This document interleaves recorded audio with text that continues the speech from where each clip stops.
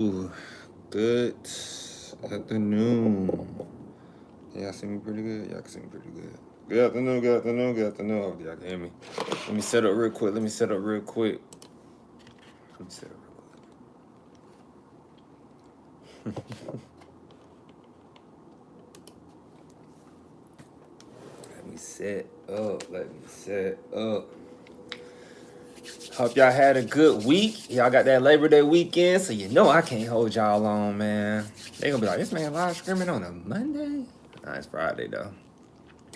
Probably not the best day to be talking about education, but we gotta talk about it. Yes, yeah. We here. We here. We didn't get on here yesterday like we should. We had to work on some schoolwork. I'll tell you about that as I'm setting up. Let me make sure I can hear myself. Hold on, y'all.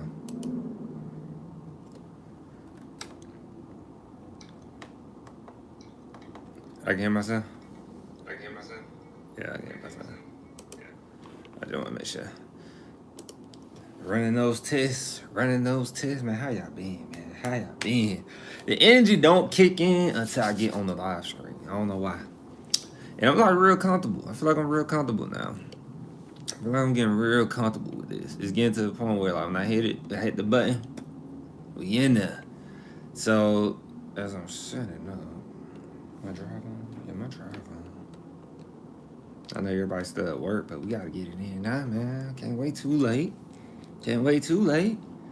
Where is it? Well, yes, we are live. Yes, thank you. Got the notifications going on. Video, there you go. Where is it? I wish I could see my pointer. I got my pointer a little bigger, and I got to change the color on it.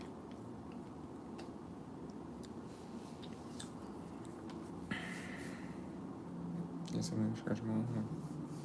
As I wait for this disclaimer to come up. There we go. I was gonna say, I guess I ain't do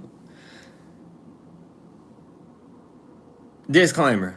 The videos presented here are for informational purposes only, and therefore, if you are to choose to attend an institution, please do your own research and consult with a specialist at the institution you are interested in. I am not a financial aid specialist. Academic advisor. I look blurry. Am I blurry? I am not a financial aid specialist, academic advisor, or representing any institution. Speaking on behalf of Creator Henry is only speaking from his experience. So what we're gonna talk about, guys, I guess I don't got one. What we're gonna talk about, the first one is are you still trying to be admitted to college? Because apparently colleges are still admitting students last minute. So if you was on the wait list, you might receive the notification about coming to the school. Why? Because right here, selective colleges seek to draw, no, not that one. Wait list getting more work. That's the name of it from Chronicle Higher Education. Wait list getting more work. So several highly selective colleges have been, when they say selective highly colleges, several highly colleges, but selective as well. These are like very perceived to be very prestigious schools. So one of them, as an example, is Rice University, for example. Several highly selective colleges have been admitting dozens of students from their wait list, including applicants who have already paid tuition, attended orientation, and received class schedules from other institutions. Rice University even offered a one-time $2,500 grant explicitly to offset money students committed elsewhere. I'm gonna be honest with you. $2,500 ain't finna cover. Well, at day school would probably help, but $2,500 ain't finna cover the damages that a student is at another school, like it's described. Because students at the other schools already paid the bill, probably, but that's drop ad period. They probably already paid the bill. They already probably paid they little 10 grand, 12 grand for the semester, 20 grand for the semester. That's a lot of money. So $2,500 ain't gonna do nothing at Rice. They hurting. They must be hurting for enrollment over there. So $2,500 grant explicitly to offset money students committed elsewhere. The pouching, enabled by 2019 changes to the National Association for College Admission Counseling's Ethics Code, that's a lie I just said. Pretty much, it's a headquarters for admissions. Might bluster top destinations tuition revenue in the face of federal uncertainty. You already know, guys. We've been covering that. A federal level ain't playing with these colleges and universities. But it could also cause colleges down the chain who locked in budgets only to lose students late. So I guess schools are saying, look, if we can't pull some students last second, last minute, last hour, it hurts other schools because other schools have a budget as well. And schools already have budgeted for this. Will be in the case they over budget. I call it over budget. It's probably not the word, but they over budget because if you're losing students, you don't need to use all the excess money you have in the budget, or they under budget because they could be coming in with more students. But we're finna get a gist of it. We have a story. So this was wrote by Sanel Cutler. The nation's most selective colleges might have just snatched away your students. So if you go to like a mom and pop type of school, not mom and pop, let me not confuse you, because I say mom and pop schools are like them schools that are like for profit.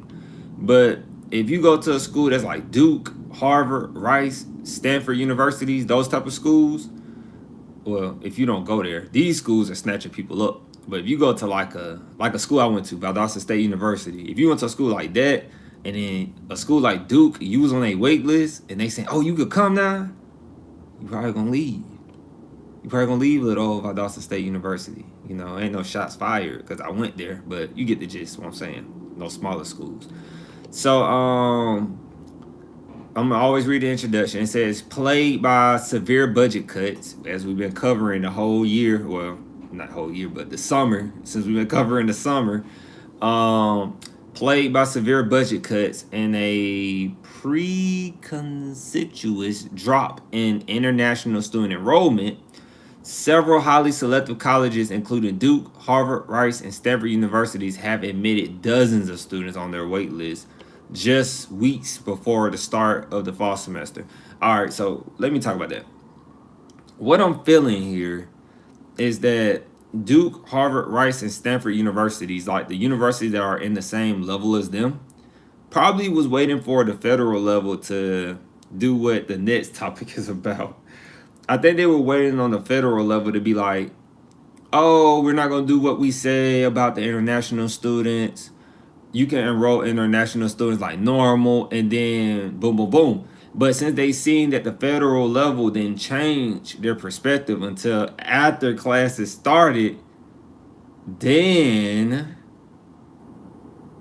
they started letting kids in off the wait list, which is kind of messed up. That's what I'm feeling from my higher ed experience. That's what I'm feeling. They waited because they thought they can get the international students still, but they couldn't. That's what I'm feeling. Because why would you do that as soon as, like, school in session? School is in session. Like, anybody right now is probably going on a, depending where you at, you probably going on your first week or you going on your second week. I just got done with my first week of school this week. So that should give you an idea. And it says right here, many of those students had already paid tuition, attended orientation, connected with roommates, or received their class schedules at other institutions. Universities typically close their wait list before the summer begins. But like I just said, I'm reading from the article. They didn't do that this year. It was a lot different this year. They've been extending because it's like, hey, no international students. And what else happened? And they had to do all these cuts. They only got the staff probably to keep up with these students, to be honest with you. It says right here, I quote, "What they are doing makes perfect sense," said Eric Canny, a professor of education at the University of Southern California and an expert on international student education. You have to, I quote, you have to have all of your options and everything on the table because there is just so many moving variables, which it is, from federal funding to international students, endowment taxes. If you are a chief financial officer, CFO, you are going to do anything and everything to protect your institution. In the Reddit community, How Reddit get a shout out? We need to get a shout out, man. I don't care if we only got one person in here or half a person in here. We need to get a shout out. In the Reddit community, they said slash applying to college. It's a link saying it's a hyperlink applying to college. But it says the spike in the waitlist activity has caused a little more confusion on the platform than normal. One user said they've been placed on Stanford's waitlist and that the university originally told them that it would make the final decision about their admission status in June. So they should have been watching Speaking on Behalf and tuning in. We could have gave them some gems. But they said the final decision about their admission status was in June. It said, but then at the start of July, administrators told them they wouldn't make a final decision until early August. They kept moving the date up, and he is waiting. This person kept waiting. You just gonna keep waiting on them to let you into school. Too many schools for that. Too many schools for that. It said right here, I quote, "Is this what everyone on the waitlist received?" The user wrote. "Is this just a way for them to have more time to keep students interested in case there is an unexpected empty spots? Do I have any hope at all?" To be honest, if you came to Speaking on Behalf, I'll tell you no, and I'll say go to a school that's gonna pay you more. They're treating you just like any other business. It's like when my artists out there, when they got an album coming, but they know they ain't dropped one in a minute.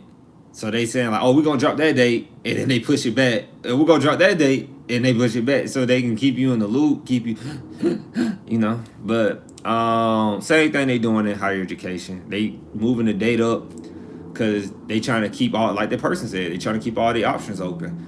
And it's a strategic game, man. They playing it at a high level. Higher education thinks 5 years ahead. They're not thinking one semester at a time or whatever system, whatever, like if you're on the quarter system, semester system, they're not thinking one semester at a time or 1 year at a time. They're thinking 5 years down the line, 10 years down the line, So anything to potentially think about how they leave an impression on you, they're going to do it the best way they can and just say, we don't recall extending the date because you're not going to keep the receipts. People don't keep receipts of proof these days. It's all digital. So are they really worried, So just a thought, right? But if I was that student, I ain't waiting on nobody. I'm about to go get what's mine. It says Stanford University extended its waitlist period for fall admission to maximize opportunities for qualified applicants, according to the university spokesperson. It said waitlist emerged as demand for college degrees skyrocketed. Oh, waitlist emerged as demand for college degrees skyrocketed after the passing of the 1944 GI Bill. College administrators had to find a way to manage class sizes and yield so as to not enroll more students than they could accommodate. Interesting. What do you mean after the passing of the 1944 GI Bill? I know what the GI Bill is, but is they talking about that GI Bill? Let's see. Is that history or is that current? So you gotta ask yourself. So sometimes they be using these words and they don't put no specification on it. So, all right, y'all, check this out. So the Servicemen's Readjustment Act of 1944, or GI Bill. This is commonly a military thing. When you get the GI Bill, for my people out there who don't know what a GI Bill is, you get a GI Bill when you serve amount of time active duty in the military. You qualify for the GI Bill. It's a lot more to it. I'm not gonna say I'm a veteran honcho out here, but I know a little. I know enough. I know what I need to know, and go to the people who know a lot more. So it says right here that which is accurate. I'm just reading and looking at it. This is true. We talked about this in military and stuff. It says right here, the Servicemen's Readjustment Act of 1944, or GI Bill, was a law signed by President Franklin D. Roosevelt on June 22nd, 1944, that provided benefits to World War II veterans, including educational funding, unemployment insurance, and guaranteed home loans. So guys, little fun fact: if you served in the military, obviously before that time, that was not in place. You was coming home from a war, you didn't have nothing. It was bad, man. It was bad. You serve your country, fight for your country. At one point, you wasn't getting nothing. Now you get a lot in return. And now it's even nicer today. Not trying to sell or nothing, but it's even nice today because you ain't even got to do half of. You ain't even got to do a quarter of what these people did back in the day who sacrificed themselves. So something to think about. Going back to that because they said they seen the enrollment, so they were giving us a history perspective about wait lists. So when they did that, we saw a boom because we had a lot of people, kids. It's like some people probably, I don't know, because back then, they was just doing stuff. So if a person didn't want to go to the military, this is very opinionated right here, this part. Like, so they're saying when they did the 1944 GI Bill, they're saying they saw a boom in students going to college. But if anybody knows, you could pass the GI Bill on to one of your family members if you want to. And it gets more detail. But you got people who specialize in that. Don't worry, more coming. And so, ain't no telling what they did back then. Like, of course, the military people were actually using it. They come home from the war. They going to school. So school saw a big boost in students who was coming from the war. Because a lot of people said, I'm going to just miss out on college right now and come back later. So they're saying that right now, degrees saw skyrocket when the pass of the 1944 GI Bill got passed. So it says college administrators had to find a way to manage class sizes in that time. So that's where it leads into, like, as we keep going, it says up until, long time no see. G, you been up in here. I didn't know you was in here. I seen one person, but I thought it was a new person. What's good with you, G? I had to stop for G, man. We got to stop for G. G ain't been that long. You ain't caught us. You ain't catch us. We live streamed 3 days ago. It was you, G. It was you. Dog, I also see you. A little bit. A little swole. Had to show the guns off a little bit. You know what I'm saying? Humbly, respectfully. Stop. Yeah. Shout out to my brother, man. He be working me out. He sent me the workouts and only takes. I might get him. Hey, when the platform get bigger,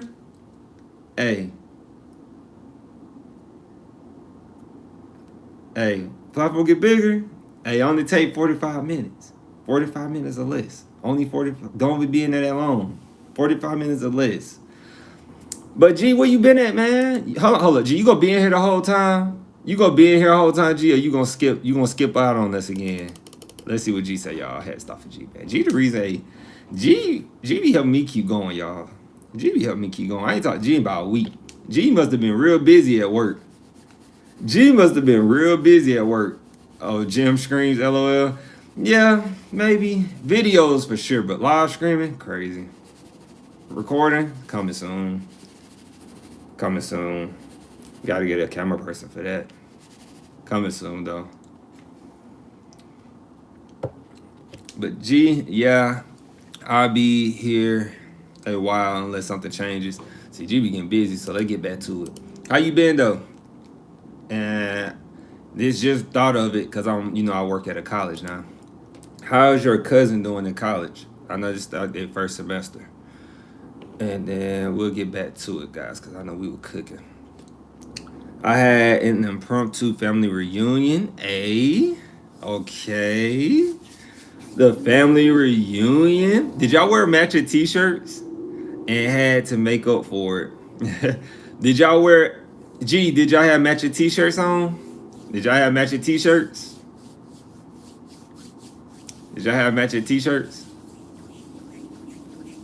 Let's see what G say. She's doing good so far. She's loving it. Beautiful.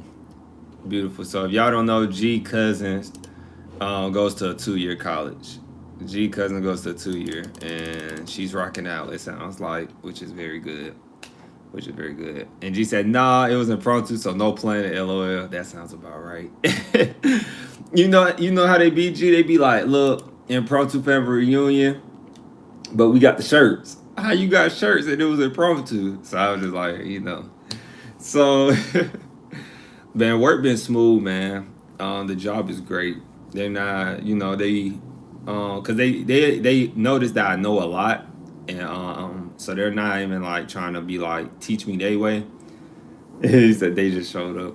So they've been teaching me a lot, man. It's been a smooth transition, and they're actually like, I guess we're way ahead of schedule of my learning curve. They planned it and ran up on me. That mean they missed you. They ran up on you and didn't plan. Yeah, we do like shirts. We do like them shirts, man. If we really playing, everybody got their name on their shirt. Somehow, if we really playing it, everybody got name on their shirt for some reason. For some reason. And it's gonna have that nickname. It's not gonna be no government name. I think it's funny. I don't know none of my family members' government name, but a few of them. I think that's hilarious. I only know nicknames. I know aliases. I don't know government names at all. Hilarious. So, all right. Up until 2019, because we were talking about that 1944 GI Bill. And yeah, they saw a big enrollment. They saw a boom, right? So up until 2019, the National Association for College Admission Counseling told its members that recruiting other colleges enrolled. Oh, oh, uh, for real. Up until 2019, the National Association for College Admission Counseling told its members that recruiting other colleges enrolled students after the May 1st deposit deadline was unethical. In 2019, the association deleted that guidance from its ethics code under pressure after the Justice Department launched an investigation into whether the practice violated federal antitrust laws. Man, they making me feel like I need to learn my antitrust laws now. And antitrust laws, guys, is just competition laws. That's all it is. How do I know that and learn that? Because I research companies on the stock market. And then I kept seeing antitrust. And if I'm saying it right, I just kept seeing it. And you just Google it. And then it was like, it's just competition. It's a fancy word for competition laws. Like, how to play fair. And I'm like, bro, really? Are we really talking about fair in business right now? Like, I was just telling somebody the other day, people want to say, oh, I'm a better business person than you. But bro, like sometimes people are better business at you because naturally, like it don't mean nothing. It's like sports. Sometimes you could just be better, but if you don't have the resources, but if you're a business person, you say you better than somebody and comparing, bro, you probably got resources. So of course you're gonna be better. But antitrust is supposed to be like competition. And then G said too, I see you, G. G said, and I'm gonna read the other comments too when I get to stopping point. G said, I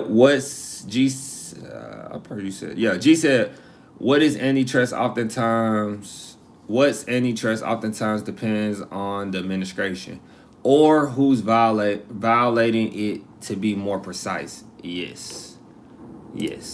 In those specific words, yes. Exactly. Where am I at? And so it says right here, but pretty much in 2019, this used to be unethical because, like I said, schools are stealing. Schools know they could take your student. If you got Harvard, let me tell you, Harvard know they could take any student they want off the street. Like some schools know they could do that. Like they know they could take your students. So move. You was not around until G came around. I promise you, G, that was not going on when we live streamed the past few times. That wasn't. So schools know they can take your students. Like I said, I'm gonna use my school. I'm gonna use my 2-year. I went to a 2-year college, but I applied to go to Harvard. You know what I'm saying? Harvard put me on the wait list. And so then I'm about to go to school at my 2-year and be like, it is what it is. Harvard hits me up in an email like, hey, look, you got admitted. But you only got like a month to get here or whatever, however long they give me.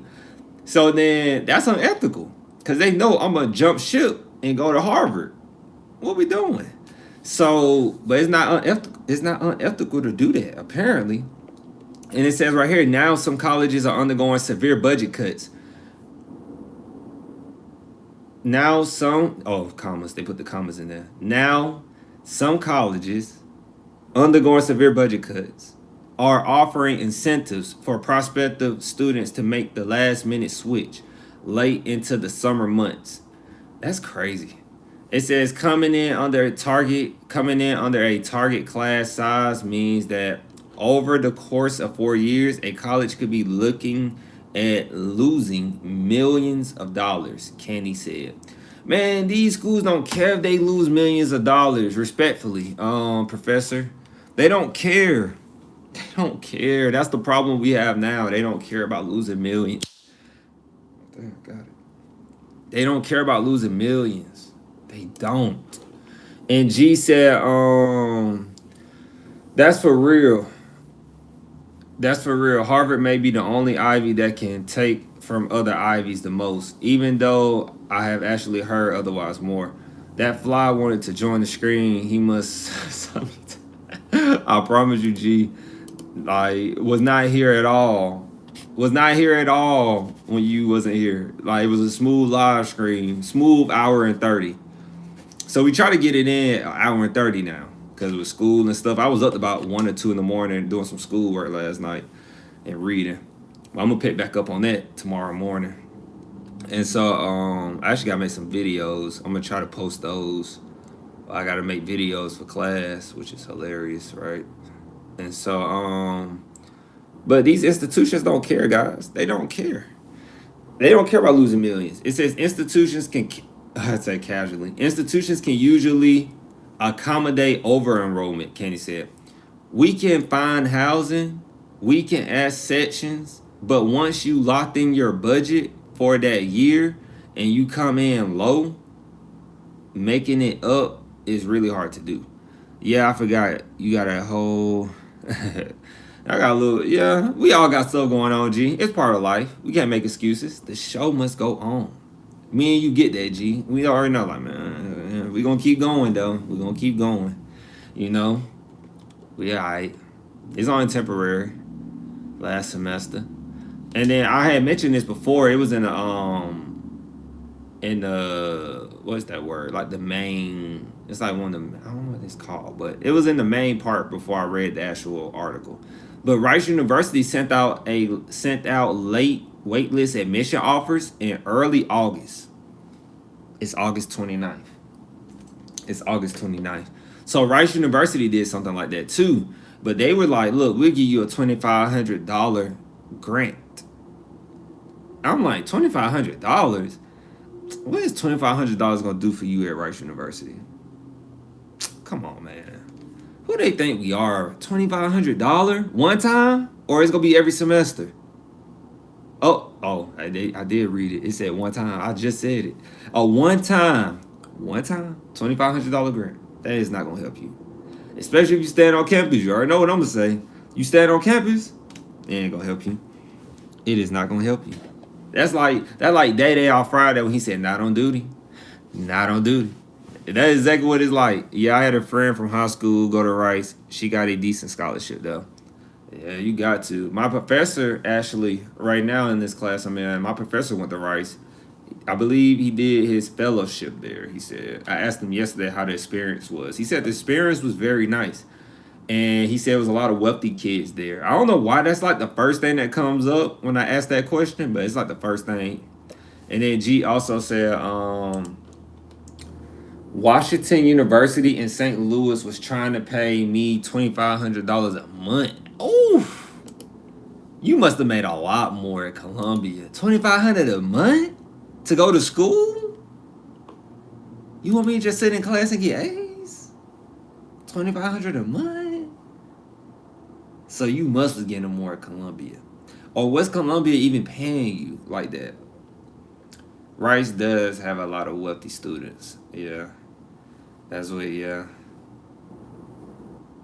Mm-hmm. A whole lot more at Columbia. Joe, on top of you working? Man, you $2,500 a month?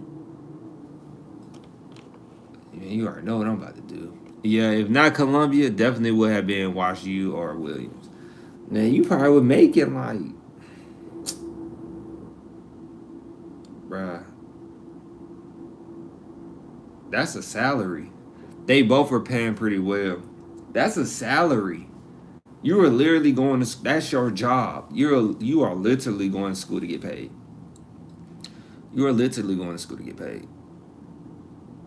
Like, this is your job. Like, this is your. Like, this is your wake up in the morning, do some schoolwork, go back to sleep. This your 3 times a day workout right here. That's crazy. That's crazy. And so, guys, as we keep going, Rice is entering the fall of 2025 with the largest class in the university's history. Chris Stipes, a university spokesperson. Dang. Rice University said they got the largest class in the university history. University history. Them boys said we made history.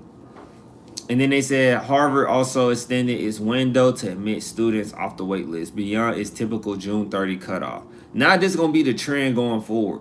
That's what's going to make this even worse. Now this is going to be the trend going forward because they're going to be like, oh, we did it this time. Let's do it again next year around this time. And that's what they're going to do. They're going to do it around. They're going to keep doing it. G said, real quick, G said, I ain't going to lie. No need to pretend anymore. I was a decent student. I wasn't the best. I wasn't the best, but I was all right. That's real. You better than me. I was going to say, shoot. I wasn't even the best student either, though. I was that student that sat in the front and asked a lot of questions. That's what I was. I was that student. Man, assignments I should have got an A on, I got a B on. Assignments I definitely should have got an A on, I got a C on. Sometimes I didn't understand. But I finished the class with an A and B. That GPA, that thing nasty. I ain't gonna, in a good way. That thing nasty in a good way. That GPA is crazy. Crazy. Sometimes I'm like, But you put some math and sciences on there, that GPA look upside down. A whole lot of writing classes on my transcript.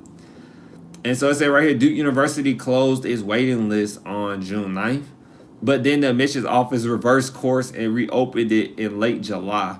It gave applicants on the wait list 24 hours to decide whether they were still interested in becoming a Blue Devil. Man, if a school opened back up in July, let me give y'all some game real quick. For all my future students out there planning to go to college. If a school opens admissions back up and they had you on wait list, they had you on the wait list, and they gonna say you got 24 hours to make a decision, I ain't even going. Not even going. I'll read it, and I might just call you to waste your time a little bit, but I ain't going. And then G said, I only said that I was highly desirable. I don't want people to think they giving that to everyone. We know we gotta tell people. That was a special breed of a student right there. You gotta remember, guys. Did I get it? No, I didn't get it.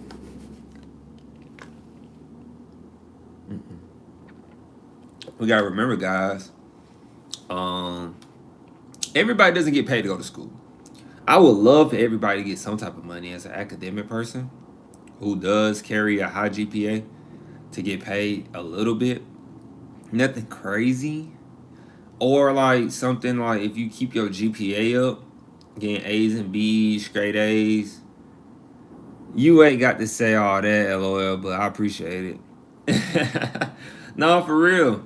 Because I say that, G, because people, when we talk about like you can make money and go to school, these boomers, I think in Denmark, they pay all of their students. That's tough. Like these boomers out here, these millennials, I don't know what age range is it, G, but I'm just clapping trying to get it. I keep missing. But these, that age range, the older age range, they always quit to say, oh, if you was making money while going to college, why did you go to college? Or they'll say this, oh, everybody doesn't make money and go to college. What? What you trying to say? Every college student gonna be broke? That's the problem now. We know every college student don't make money, but we trying to tell them how to make money in college. We trying to tell them it's not one way. That fly, man, that net fly, oh man, it won't stop. I'm gonna get it though for this live stream over. I've been slipping. But we trying to tell students how to get money while they're in college. Show them how to save money in college and time. Now schools are trying to get on that wave and they don't even know how to do it. Because most of the people who went to college,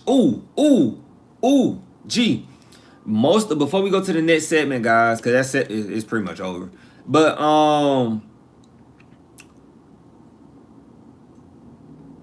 pretty much the people that work in higher education who are older didn't pay the prices we had to pay for college, G. They didn't have to pay the prices we pay for college. They didn't even have to pay for houses the way we pay for houses now. Man, some of these people, man, I was talking to one of my coworkers. I kid you not. He was going down the line. Oh, a house used to be $50,000.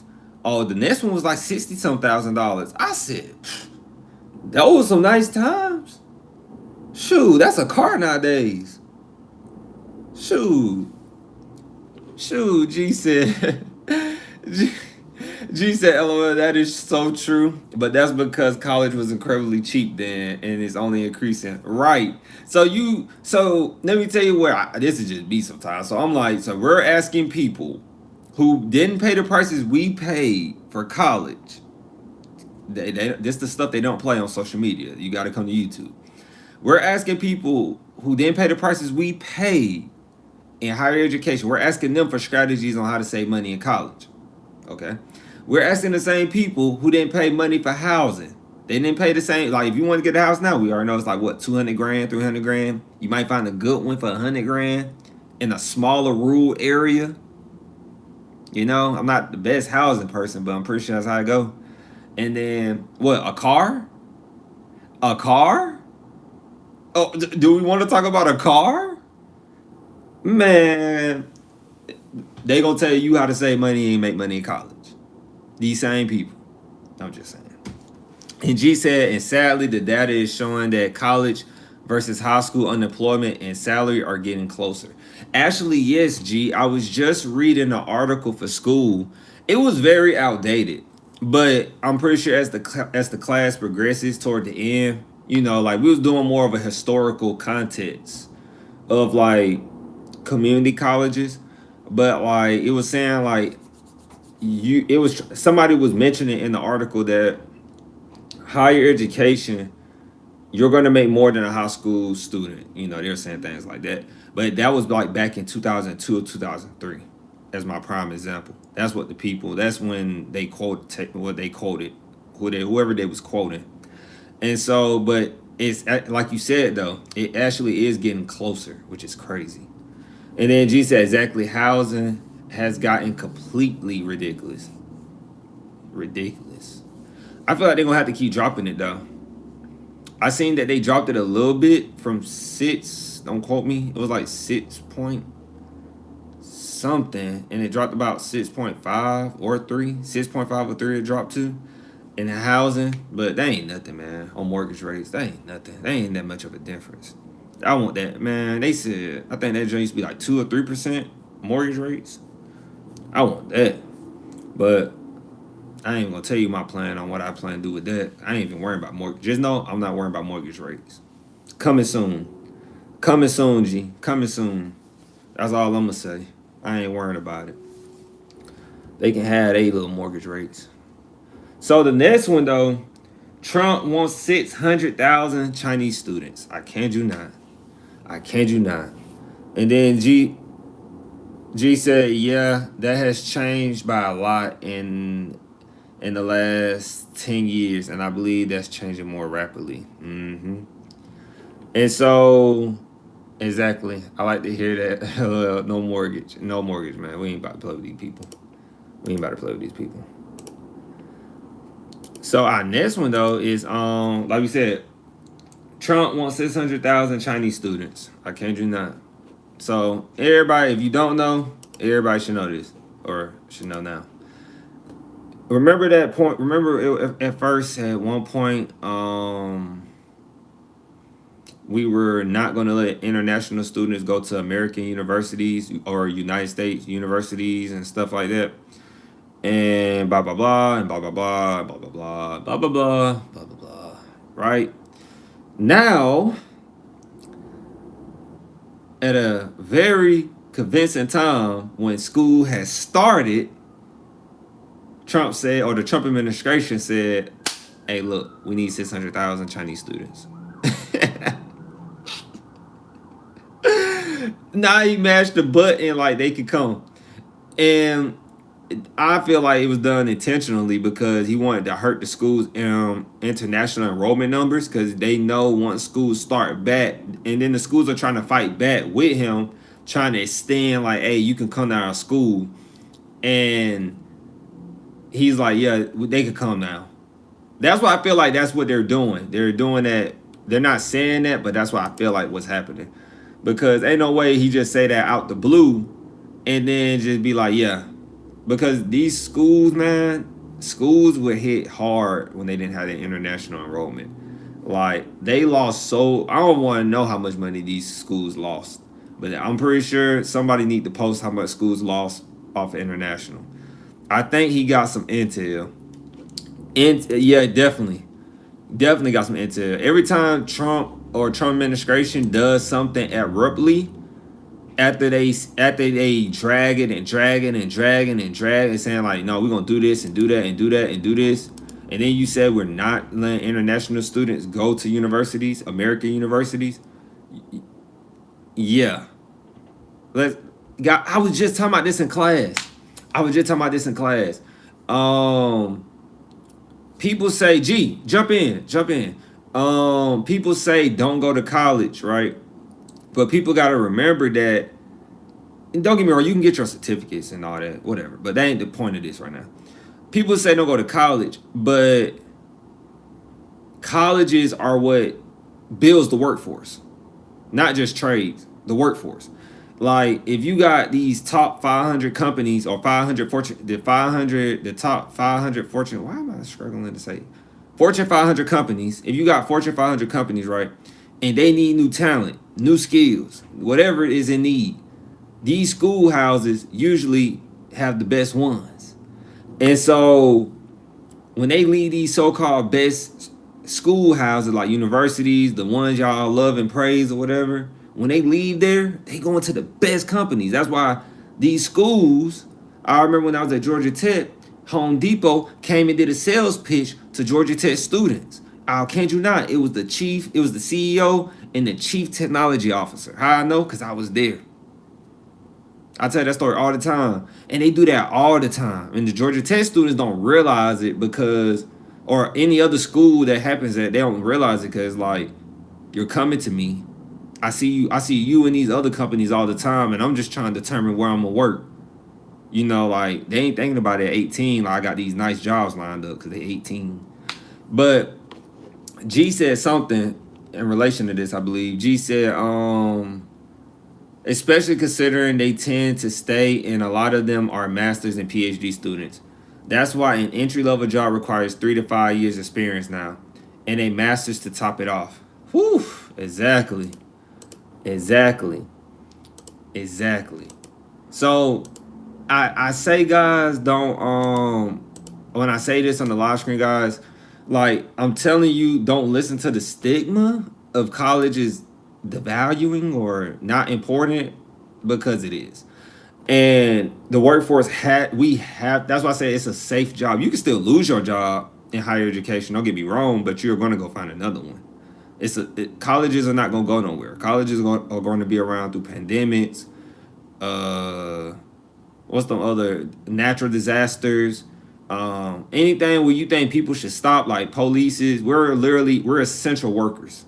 That's why I love working in higher education. That's one of the perks. We're essential workers, because no matter what's going on, you still need to go to college. Wars and all that, you still got to go to college, because this is part of the order. And I'm not gonna get into that. Brain Chinese students takes them from China. Strategic thinking right there. Exactly, G. That's why I love G, man. G, you need to bring some of your people in here so we can keep these conversations like this. Like and subscribe. G, you gotta bring some more people in here. I gotta do my part too, though. That was the first part, I think, when it was censored. Yeah, it's the truth though. It's the truth though. It's you know, like that's what it's gonna do. And then it's gonna make us stronger as a country. I tell people that's why we're the United States. Even though we got our problems internally in the United States, we are the United States. We are the United States for a reason. We are united. Like this is the only place you can see people of all personnel of different parts of the world. This is the only place you could do that. You can do it in other places, but it's not like other places. Have I been to other countries to see that? No. But I just know we the best at it. Very opinionated, very one way, but I'm rolling with it. So as we go through the article, I'm gonna read the introduction. President Donald Trump seemingly caught his loyal conservative base off guard and sparked backlash by saying he would allow 600,000 students into 600,000 Chinese students into American universities. That would be a departure for the Trump administration after it added new vetting for student visas, moved to block foreign enrollment at Harvard, and expanded the grounds for terminating international students' ability to study in the United States. So, G said, when I worked at Columbia, 90% at least of the master's and PhD students were Chinese. Wow. Interesting. And I'm sure it wasn't only my department. That's interesting. That's interesting. And you can't say that department, G, because I was gonna look that department up on Columbia. I was gonna retrace them steps. You better not say that department.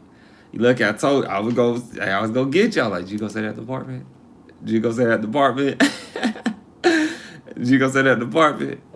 And so Secretary of State Marco Rubio has signaled out China, the second highest source of international students in the United States. Hey, keep that in mind, guys. Secretary of State Marco Rubio has singled out China. But then again, the second highest source of international students in the United States. They are the second highest source of international students in the United States. When I say this is business, man, I told somebody, they started laughing at me. My picture ain't on there, LOL, no way. I've been gone a long time. Hey, when I tell people, hey, check this out.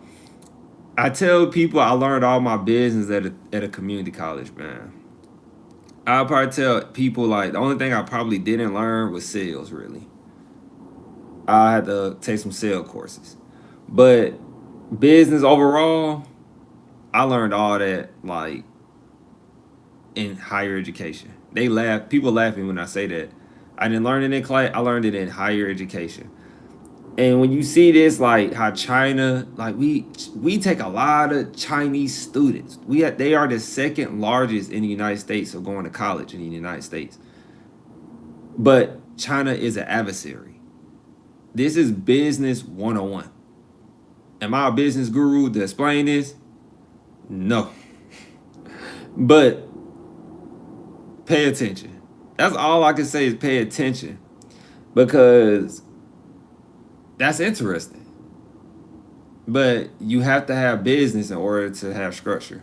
And then G said, the more you look at it, the more you realize it. Exactly. And most people don't, because most people are scrolling their lives away. They're not paying attention to it. And that's not even no wokeness. That's just like, hold on, what? Like, anybody with common sense should be like, hold on, y'all doing business with them? I thought we don't like them. But you got to. Like, that's business 101. You just got to. And so, that's pretty much all on that. Hello, I lied. It's more. It's more. I thought it was done because they took me to the other part. So, skimming through a little bit. What did Trump say about Chinese students? Question mark. And I'm getting this from this was written by, who is this? AP? AP News. This was written by AP News. It was written by Adriana Gomez and Didi Tang. So, what did Trump say about Chinese students? During a meeting with South Korean President Lee Jae-myung, forgive me if I said that wrong, In the Oval Office on Monday, Trump was asked by reporters if he would meet with Chinese President. Would he meet with Chinese President X Jinping? And then President X Jinping would like me to come to China. It is a very important relationship, as you know. We are taking a lot of money in from China because of the tariffs and different things, he said. And then, quote, I hear so many stories about, quote, we are not going to allow their students, but we are going to allow their students to come in. We are going to allow it. It's very important. 600,000 students. That's literally what they said. Like, did they quote? I don't know who they quote. I think they quoted Trump. Yeah, because they said this is what Trump said about Chinese students. So Trump doubled down at a cabinet meeting Tuesday, sitting next to Rubio, where he said he was honored to have Chinese students in the United States and said they help colleges stay afloat. Xi Jinping. Xi Jinping. I said that, didn't I? I thought I said that. I think I said it. You know I'm a little southern.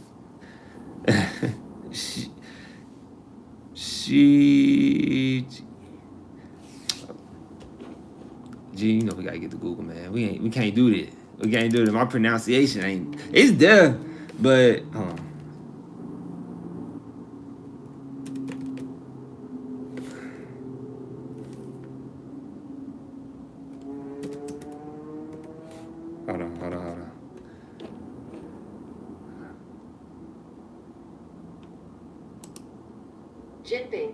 Jinping. I said it. Jinping. That's how I'm gonna call her what we gonna call my little voice. You was close, that's why I said it. Jinping. Like, I'm doing pretty good, man. I'm getting better. More reading, get better. Day by day, get better. Get better. You wanna know what really made me get better in my pronunciation of different cultures? When I worked at Georgia Tech. That made me really lock in on it. Not even gonna lie. That made me really lock in on it because I was talking to Indian students, Asian demographic students, Nigerian students. I always talk Nigerian though, but it was a lot more of them with these different type of names that I never had to say or pronounce. So working there did make me like, okay, I need to learn these. I need to learn my syllables a little bit to pronounce these names before I could just drop a nickname. So yeah, that helped me out a lot though. Doing it every day. I see why people can learn another language pretty quick because they do it every day. So just know I can speak another language if I do it every day. I'm in there. So yeah.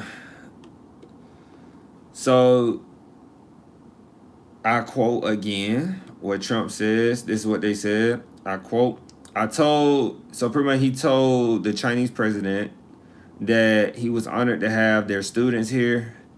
Now with that, we check and we are careful. We see who is there. Okay. And then it said the Chinese Foreign Ministry also said that Trump told. How do you say that? Oh, I was just gonna say that she. Okay. Did I say that right? She? Let me know, G, if I said that right. So the Chinese Foreign Ministry also said that Trump told Xi in a June phone call that the United States loves to have Chinese students coming to study in America. Okay. Yeah, okay. Appreciate that. It was a shift after the State Department announced in late May that it would aggressively revoke visas for Chinese students, including those with connections with the Chinese Communist Party or studying in critical fields. All right, the fun part. This is the fun part, right? Numbers. How many Chinese students come to the United States? Before I say this, G, how many? Yeah, G, I'm gonna ask you that question. Just estimate it. How many Chinese students do you think come to the United States, G? We got G on the spotlight real quick. How many you think, G? Is my charger plugged up? Oh, it's not. I'm glad I did that because my computer.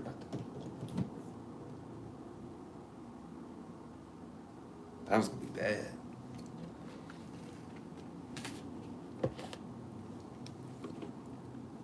About 370 something. 370,000, something like that. Did you Google that, G? Did you Google that? Hey, you better not Google that. After decades of growth, the number of Chinese students in the United States peaked at 370,000 in the 2019-2020 academic year, just as the COVID pandemic took hold. You know I worked in higher ed. I ain't know that though. I'm only saying it because I was looking at it. And then, and the COVID-19 pandemic took hold. The number slipped to 200 though. The number had slipped to 200, pretty much 290,000 in 2022, and further dipped to 278,000 in 2023. So it's been dropping.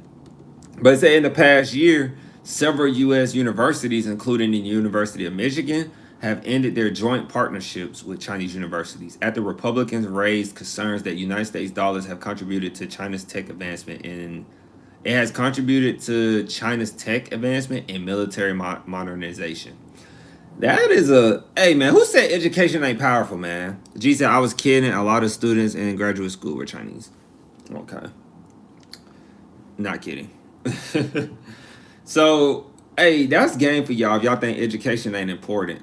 We was helping China with their education. They were coming here to get our great education that we take for granted in the United States. Schools like several United States university schools like University of Michigan, man. They were coming to like University of Michigan or other schools, and then apparently like I guess learning the education over here and taking it back to China. Like and subscribe, man, because that's showing you that look, our education system can't be too bad because they're coming here to get our education, college education, and then they're taking it back to China. But University of Michigan said, look, we're gonna end it because people are raising concerns. Like, I guess it's a link to it, but I don't really want to read that link to it. But it said Republicans. I don't know if it's Republicans at the college, Republicans in the government, but they were raising concerns about, hey, they're advancing with our education. G said exactly. The only real equivalent in China to our highest level schools is Peking University. That's that right? Peking University is Peking University. That's what G mentioned. And that's interesting, guys. So, yeah, we charge a lot, but it's not based on, you just made me think of something. And that would be mid to high for tier in. Okay. So G just made me think about something, guys. We got to think on a world level. Okay, we got to think on a world level. G said, yeah, that's right. Like, G like cooking, like I'm bumping with that. Remember we had somebody come into our live screen, and then they told us what they said. We had somebody come into our live stream and they told us like our education is high over here. It costs a lot to go to college in the United States. And I was like, yeah, it do, in the live chat. And then our prices are based on global pricing. I'm starting to think a little bit. I'm putting some global perspective into this a little bit. Our prices are based on global perspective. If we have countries like China, Saudi Arabia, Pakistan, all these other countries, right? If we have all these other countries want to come to our schoolhouses, what that means they have currency, hopefully, or convert currency into our dollars, and that can make that drives up the revenue, which theoretically is why schools want to accept more international students so they can get more money, and plus it diversifies the school's portfolio essentially, because a school can't rely on one source of income. That's just period business 101 and investing 101. Can't rely on one set of money stream. Something to think about. But we cooked on that. I feel like we cooked on that one. And so, in all, because we always trying to get out at 1:30 now, so we don't keep you long. In all, fast forward to the end.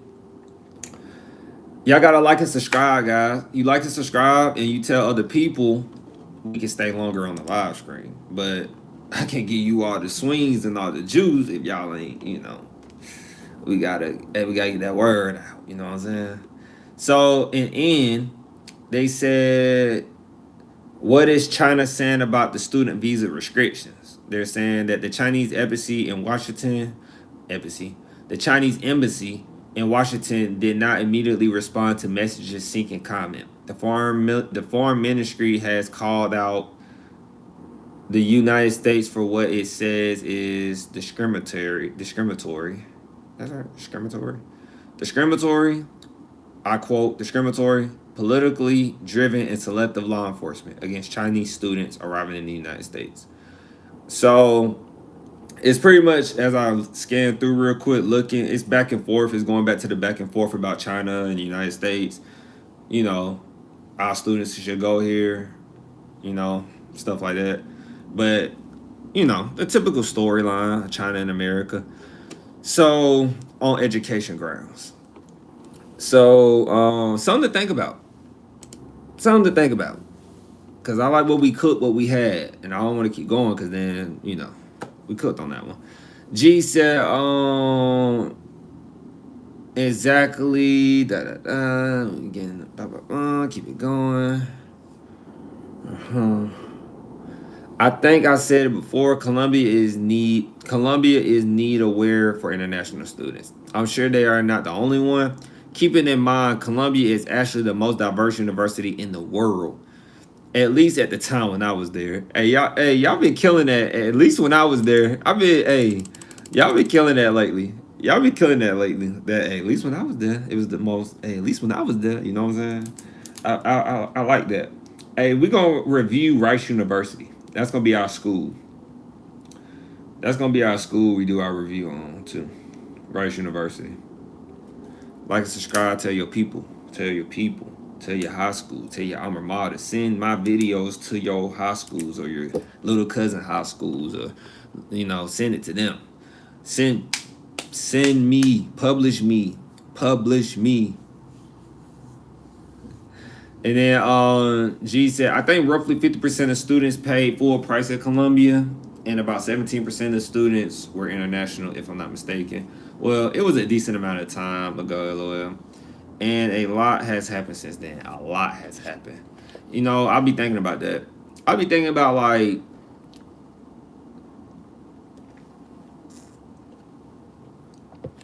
I've been thinking, like, man, it hasn't even been a decade yet since I've been out of high school. It has not been a decade yet. And so much has changed within this decade, or on our journey to a decade. So much has changed.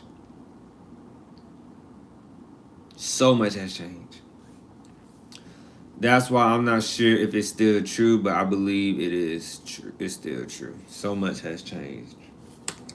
All right, so we're going to talk a little bit, guys, because we're at 1 minute and 3. I know it usually takes us about 10 minutes to do our college review. It takes about 10 to 15 if everything is in order. So, and then G said New York City is the most diverse city in the world. Because New York City is the most diverse city in the world by a lot. I got to take a trip on New York City. I've never been to New York City. I've never been to anything up north. Everywhere I travel in my life, been in the South. I've never been up north. Fun fact.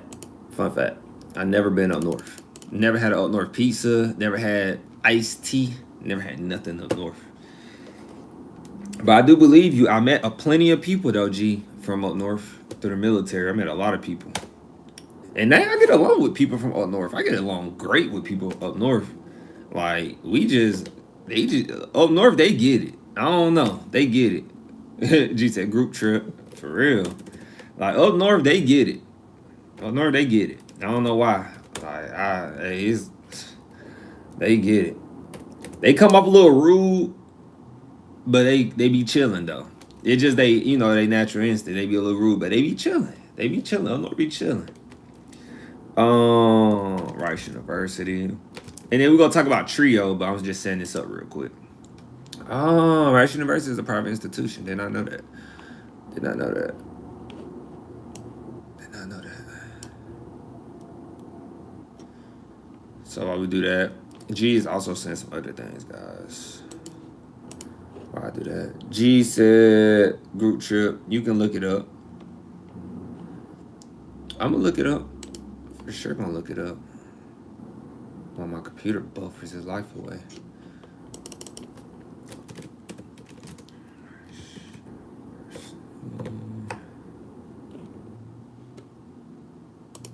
It is expensive. No, it's not. Wait a minute. Let me make sure I saw that right before I say that. Oh, wow. It's very good prices. Yeah, I think I was looking at the wrong. I was looking at their return on investment. It's crazy. Oh, wow. All right. So, Trio, real quick. So, guys, Trio, if y'all remember us talking, the U.S. is the most diverse country. Yes, for sure we are. We are. Yes, we are for sure. So Trio, I don't know if y'all guys remember me talking about Trio, but we talked about Trio. That's when I had my buddy. Hey, it is. We finna talk about it. But Trio, I don't know if y'all remember the live screen. I had my boy Justin Carter on. JC, I had my boy straight out of the V-Town. I had him on the live screen, but we had talked about Trio before that live screen, and Trio was hypothetically supposed to be going away. Not going away, but like just not getting funding. So when you don't have funding, essentially it's gone for a period of time and then it comes back, of course, when you get a new administration, maybe it will come back. But at the time it was up in the air. How do I know? Well, for one, I was applying to Trio jobs. I can say this now. I was applying to Trio jobs, right? And I even said on the live stream, I was like, man, I ain't finna get no job. I've been applying to Trio jobs because I was giving it a try. All I'm gonna say is this. I get a lot of interviews back. Not interviews, but I get a lot of calls for interviews. I didn't get not one interview call for anything related to Trio and AmeriCorps. I think something like AmeriCorps or something like that, if I said that right. Anything related to, let me tell you now, if you are a person that wants to work with underrepresented kids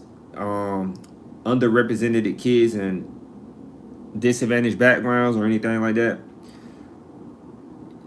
it's not happening in this administration probably. Slim chance, unless you're doing it on your own and volunteering.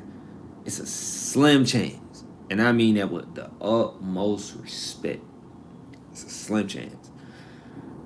It's so slim, it's like Slim Shady saying it. It's a slim chance. And so, man, it's crazy. And so why am I saying this? Because they recently they said so far the Trump administration has, and Linda, so far the Trump administration has cut about $13 million. But in grants, they cut about $13 million in grants. But it said right here, let me read the introduction. More than $1 billion for current recipients of grants under at least 7 distinct United States Department of Education programs, including for, they talking about other stuff. But to read the introduction, the Trump administration has begun canceling dozens of competitive federal education grants years before they were set to expire. And the educators behind hundreds of more in progress projects are worried that funding delays mean their grants could be next. All I'm gonna say is, if you was working on the project, you better bump up the due date. If you're in Trio or any disadvantaged backgrounds that deals with grants and their approval from the federal level, you better push the date up and you better get it done fast. That's my best advice. Some of that was gonna take too much. You better do it in about 3 or 4 weeks because they not playing. When I say it hit fast, it hit fast. At least with this administration. And then G said, man, like and subscribe, man. I love when we talk like this, bro. I really do. So G said, never. So we won't get ready to talk about Rice University. So G said, LOL, Rice is a decent school. Never considered it because it's in Texas, and never considered Texas.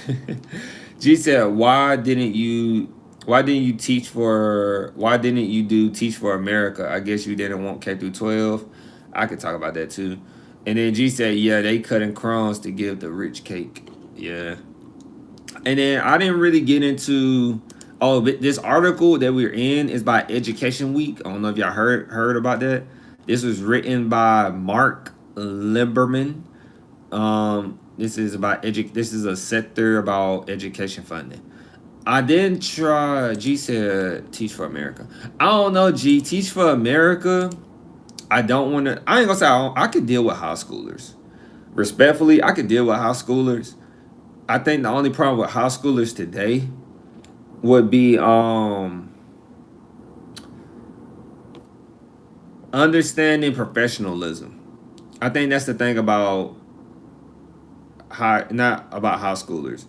When you work with, I'm gonna just say, like, when you work with kids from disadvantaged backgrounds, you have to relate to them. It's such a, this, G. It's a very different, what's that way?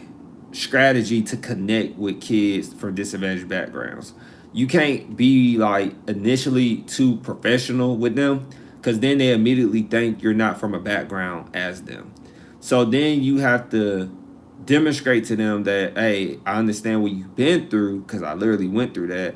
But then have to show them like, but I had to grow up because this life or this, like, not even like they're in the street life, but trying to be a person too cool doesn't demonstrate, it does not demonstrate trust to your potential supervisor or company that you will work at in the future, unless you work for yourself. But even your customers won't really trust you because they don't know if you're going to put in the work, you're too cool, all these other factors. And so at least that's my perspective. That's how I feel.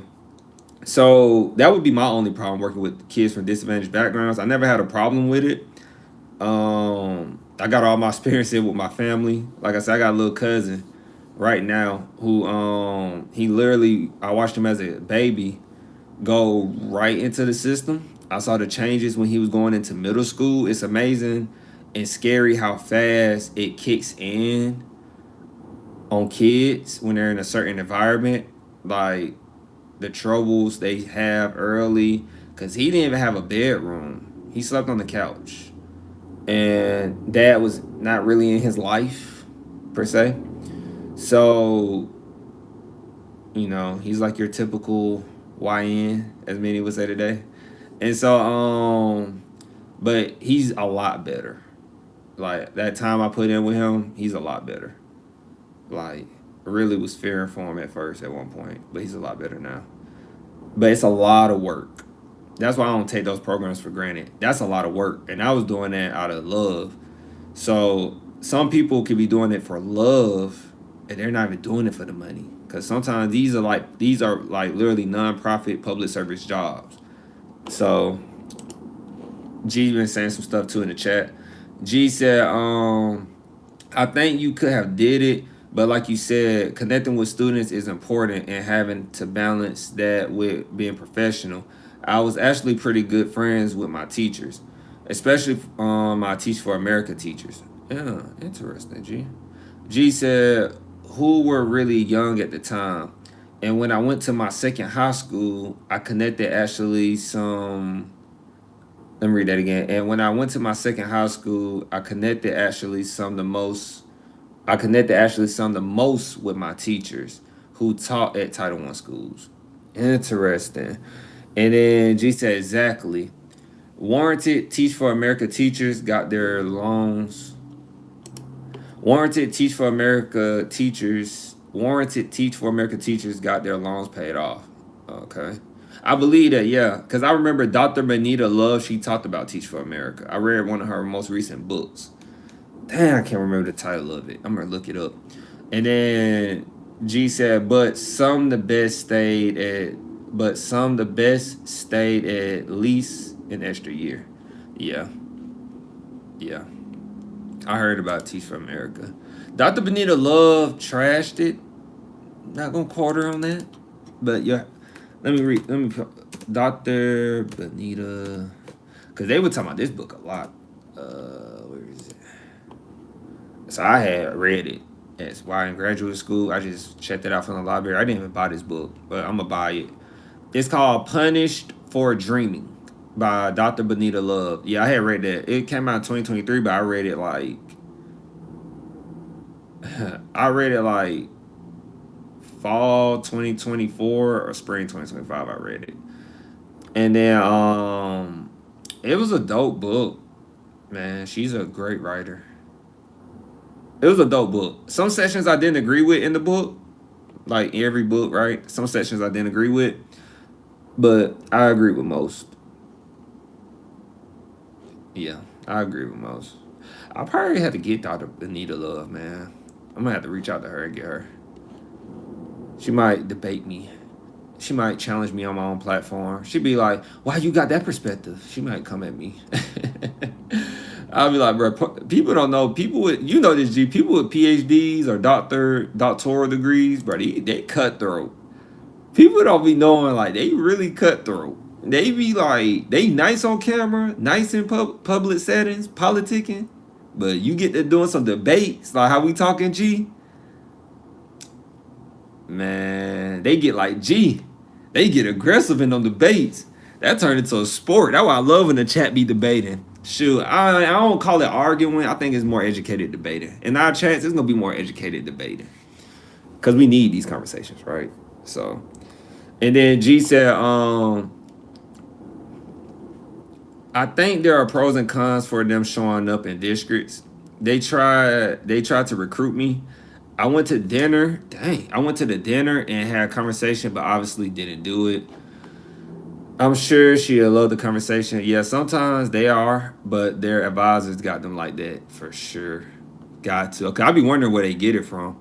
G said, "LOL." They have to defend that PhD. LOL. Hey, that sounds like a punchline. That sounds like a punchline. That sounds like a punchline.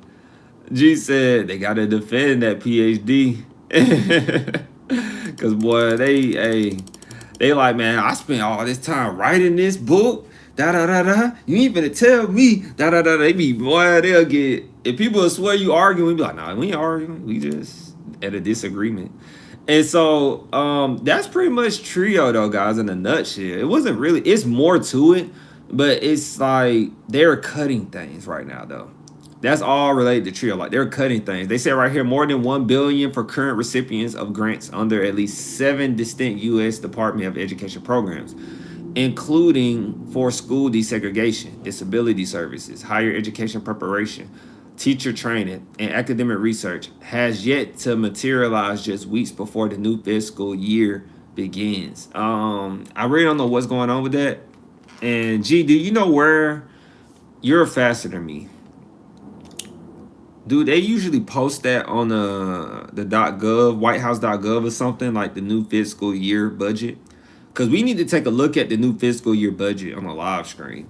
And I'm hoping I can have this set up. My boy said he gonna help me. He ain't going nowhere, so the setup could come sooner than later. But we need to take a look at that fiscal year budget because that's gonna show us where money is being allocated. And that's powerful. Public record, by the way. So yeah.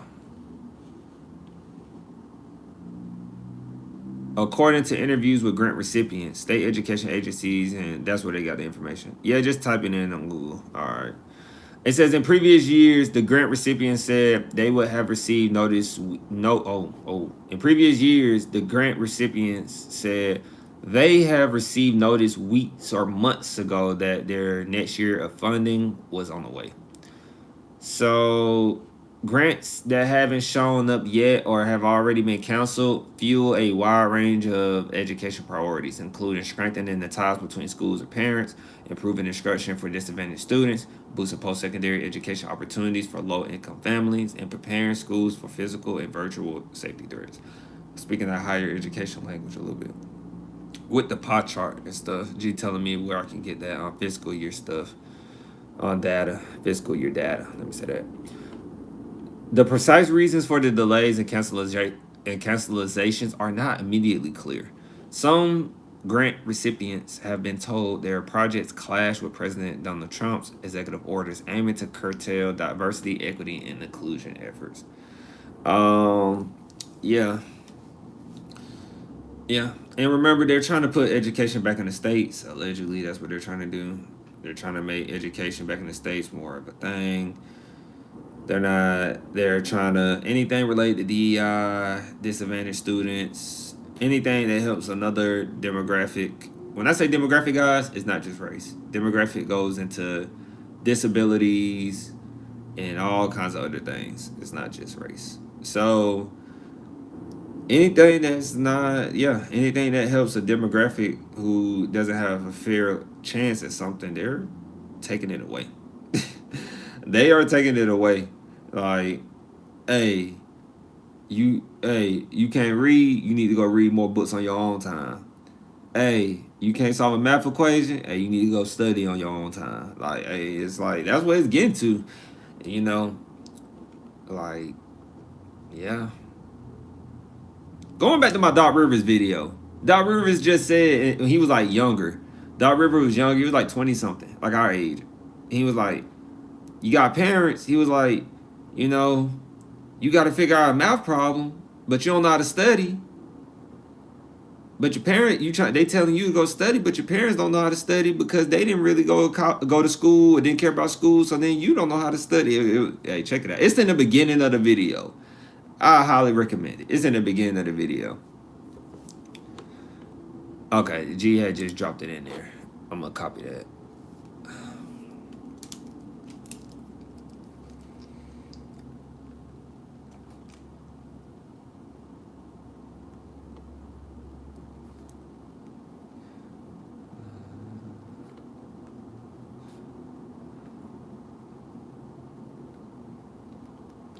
Hey, I thought that's what you meant.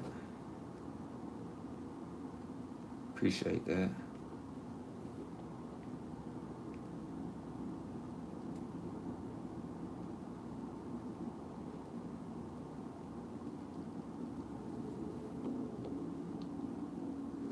Hey.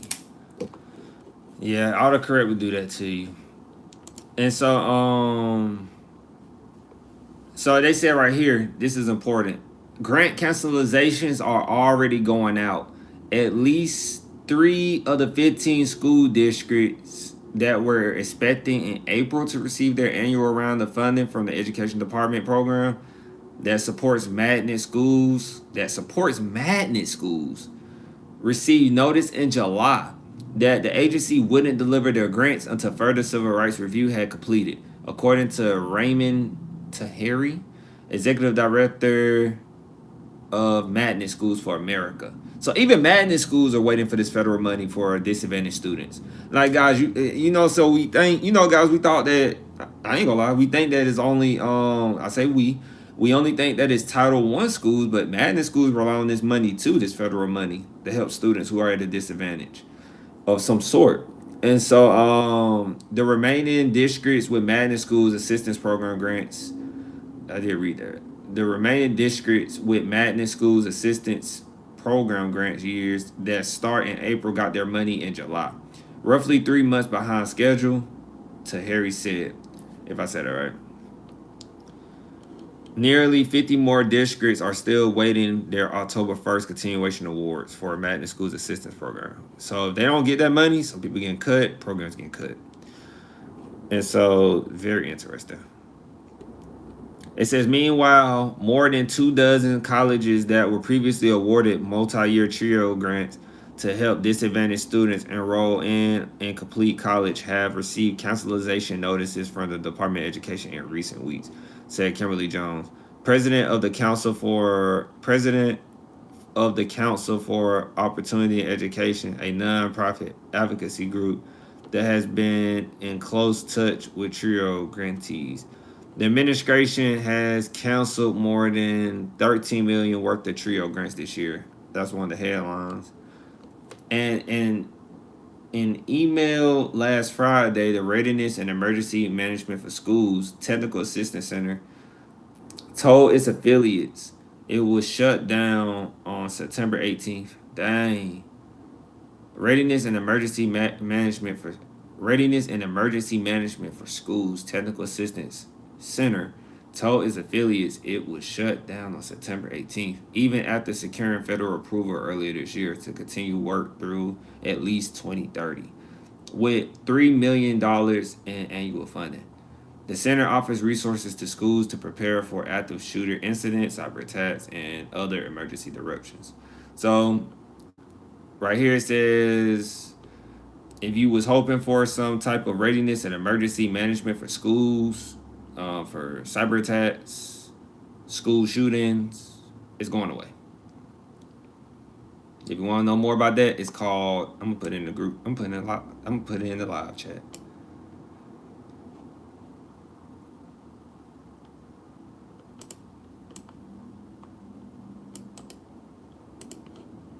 Because that's a lot.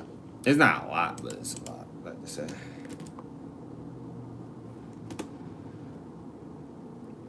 So G said, I browse it every once in a while. US Spending Gov is another cool site. US Spending Gov.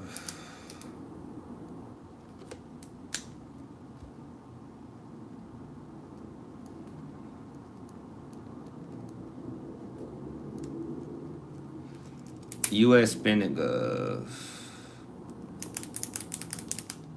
G said, my second high school was technically kind of a magnet school, and when I was there, the state was constantly cutting the budget. Yeah, the state always cutting the budget, man. States just don't care about education, man. I don't know why. And then G said, Congressional Budget Office also has a more official looking publication or documentation, but the data is all the same. Okay. Yet this administration does not really care about a lot of anything extra unless it's putting Bibles in the classroom. What's that? As my boy Drake said, I quote, what's that? Facts. I quote Drake, what's that? Facts. And so that was the main thing about it, guys. They're cutting more trio. They're cutting everything, like I said, from disadvantaged backgrounds. Like if you saying you need this because you're behind and blah, blah, blah, or anything similar, it's being cut. It's being cut. It's being cut. So, and they even talk about gear up, but because we are definitely at an hour, almost hour 30, we got to stay on track. So we finna do our review on Rice University. And yeah.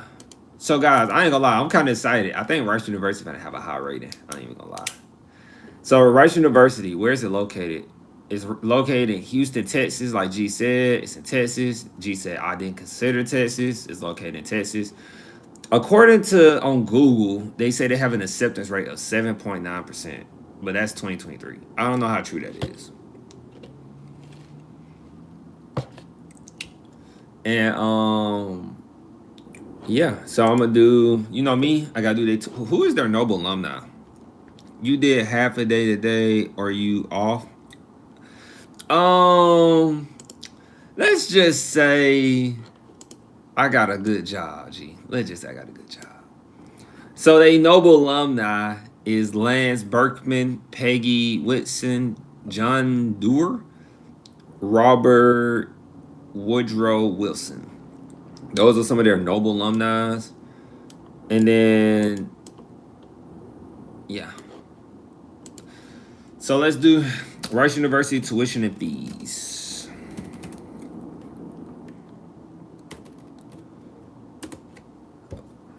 So they said, shoot, somebody ain't telling me the truth. Look at these costs. Look at these costs. Let's look at this cost. Let's look at this cost. Oh, somebody wasn't telling the truth. Somebody wasn't telling the truth. All right, check this out. Check this out. Check this out. All right. Rice University, they have about 62 undergraduate students. It's a 4-year course. It's a private nonprofit. It's in the city. It has a medium population of undergraduate students. They have a 94% graduation rate. That's an A. The average annual cost to go to this institution, they're saying on the college scorecard that it's 13,000 pretty much. But I think they're factoring in if you get, like, as I like to say, if you get the Pell Grant, Hope Scholarship, in Georgia we call it Hope Scholarship. If you get, like, if you're in a different state, of course, if you get these merit-based scholarships, if you're getting like resources from financial aid, it could potentially drop your average annual cost to about 13,000. Why do I say that? Because on here it says undergraduate tuition entered 2024 and later is going to cost you $33,000 tuition to go to Rice University, and they already have it for annual cost. It's going to cost you about $66,000. Now that's a bit different from the college scorecard. I can't justify why the college scorecard has that price and why Rice University on their website has this other sticker price. But what I'm gonna say, that's just misleading. Where it gets nice though is that if you go to Rice University, an undergraduate coming out, maybe grad school too, maybe PhD level, because I'm pretty sure the higher you go here, your money should be lucrative. But it says you can make about $90,000 if you go to the University of Rice or Rice University. I don't know why I say University of Rice. If you go to Rice University, you can make about $90,000. So in that 10 years of being graduated from the institution, you should be at 90,000 or more, or right at 90,000. That's what they're saying. That is pretty misleading, LOL, like by a lot. It is, right? That's why we got to verify on the school website sometimes, because college scorecard is very accurate for the most part, but sometimes you just have those technical difficulties sometimes, I guess. And so 90,000 guys ain't bad, because if you factor in, what my calculator at, that's not bad. Because if you just go to Rice University, stay off campus, and pay the tuition, you already know what I'm gonna say at the end, but I'm gonna just say what, 66,000. I'm not even gonna factor in room and board, because this is a private school. If you go here at this point, you know what you're doing. As my professor said too, and G said, a lot of wealthy kids go here, so you know what you're doing. Apparently, you about to pay $264,000 to go to this school in tuition alone.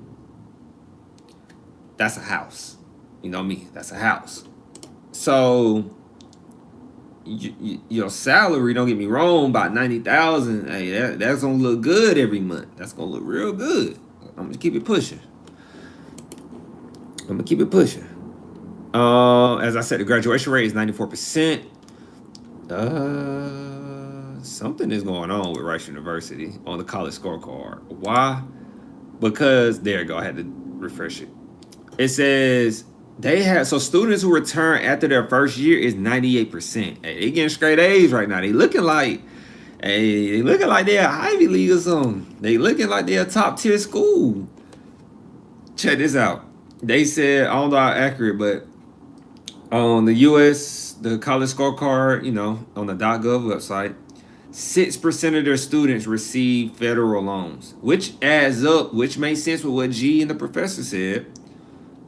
Hey, a lot of wealthy kids go to this school, so they don't need federal loan. They don't need to get federal loans. They said the average debt when students leave is about $11,000. I don't know how, but it's $11,000. Definitely had to bring somebody on to break this down to us, break this school down. Like, not my breakdown, but like somebody who went to the college and said like, oh, blah, blah, blah, like a staff member or something, or somebody working financial aid from the school. And plus it lets the school sell themselves a little bit. The percentage, the chance, you have an 86% chance of earning more than a high school graduate. That's pretty high. That's pretty good. One school I saw, they was in the 90s. I forgot what school that was. It was recent too. Your advisor? What you mean, G, my advisor? What you mean? Rice University has an acceptance rate of, at this current moment, they have an acceptance rate of 8%, Rice University considers admission test scores for the SAT, ACT during the application process, but they do not require the SAT, ACT, which is interesting. But and they also have the test scores on here too, guys, if you want to look at it. But they have 8%. You have an 8% chance to get into the school. So with that said, I rate this school.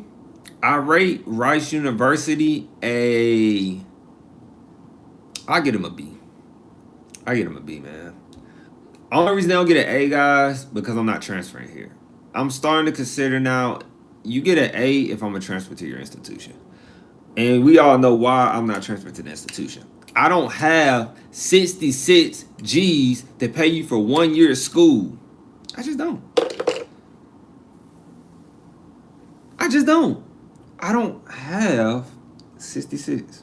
I don't have 66. It's in a good way or bad way, G. In a good way or bad way. I don't have 66,000. So I'm going to transfer to a more affordable school. Y'all know, like I say, when I'm coming out of my 2-year, I'm going to transfer to my 4-year. That's more affordable. And then what I'm going to do? Transfer to my 4-year that's more, oh, look at that G comment.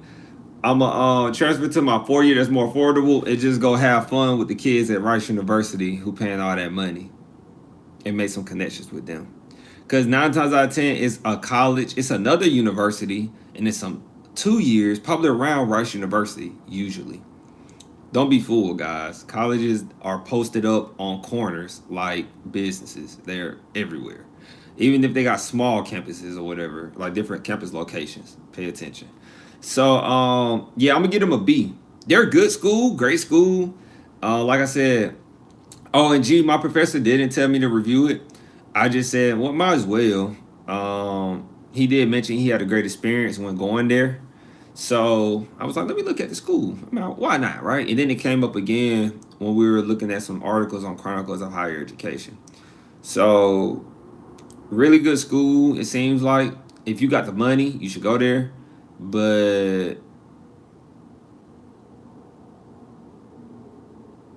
I just, yeah. It's a B. It's a B. You got the money, go there. You don't go there. And remember, stay off campus. Don't get a meal plan. It's really simple. 2-year to 4-year. I'm a 2-year all the way. I'm a 2-year to the day to the day And G said, because G giving me feedback. G said I changed a lot. And I'm curious to see what G said. I'm curious. G said, LOL, most people don't. I get G was talking about most people not going here, I think.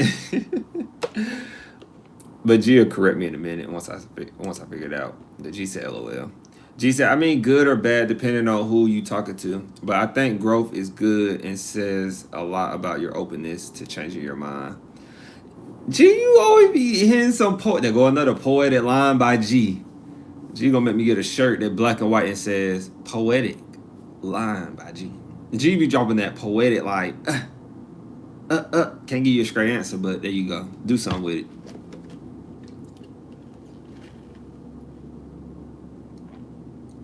I'm trying to do something with that.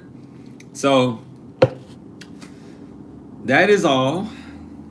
Most people don't have 66,000. Yeah, I figured you were gonna say. Now I'm laughing because now I get that.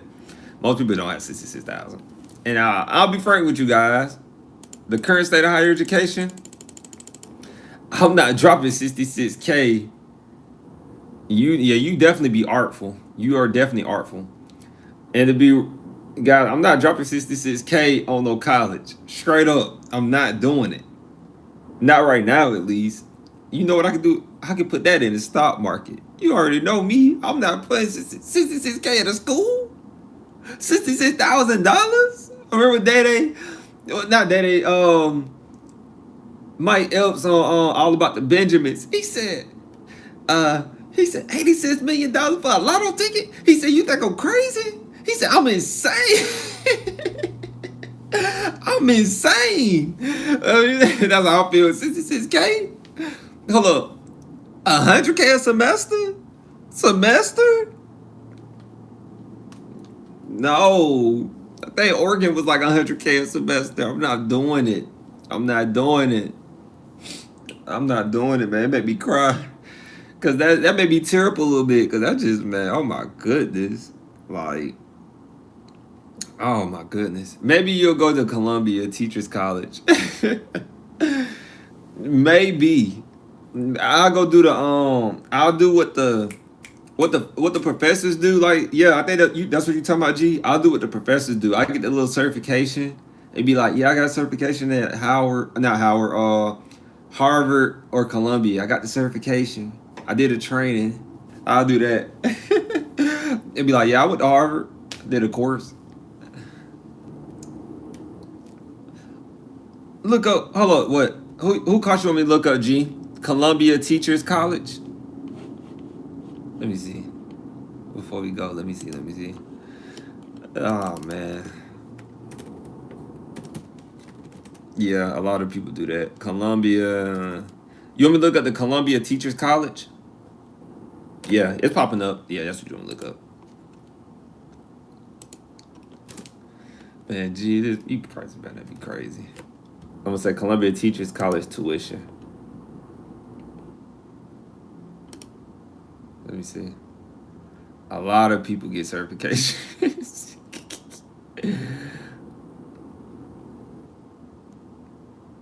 Gee, is this right? It says 2,000. It says 2131 per point. If I know how to do my per credit hours right, that's 2131 times 12. Gee, one semester of this is $255,000. Why is this so expensive? Why? Why is it a semester? Wait.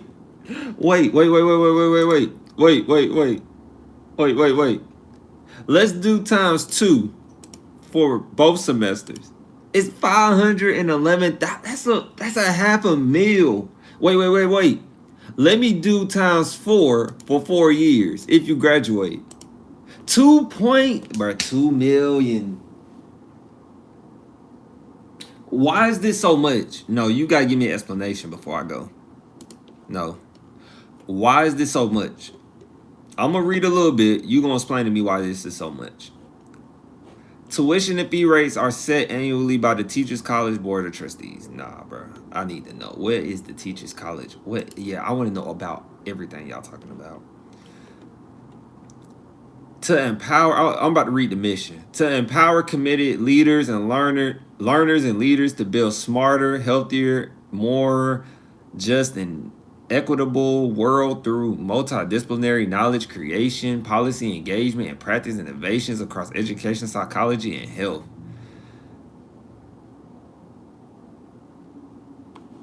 Yeah, I'm going to G. G said Columbia be testing for real, for sure. I think you looking at the wrong thing, but it is expensive, man. I don't know, G. I think that's the right thing, G. I think that's the right thing. You added an extra. I ain't adding no extra 0, G. This is their tuition. Look, this they 21.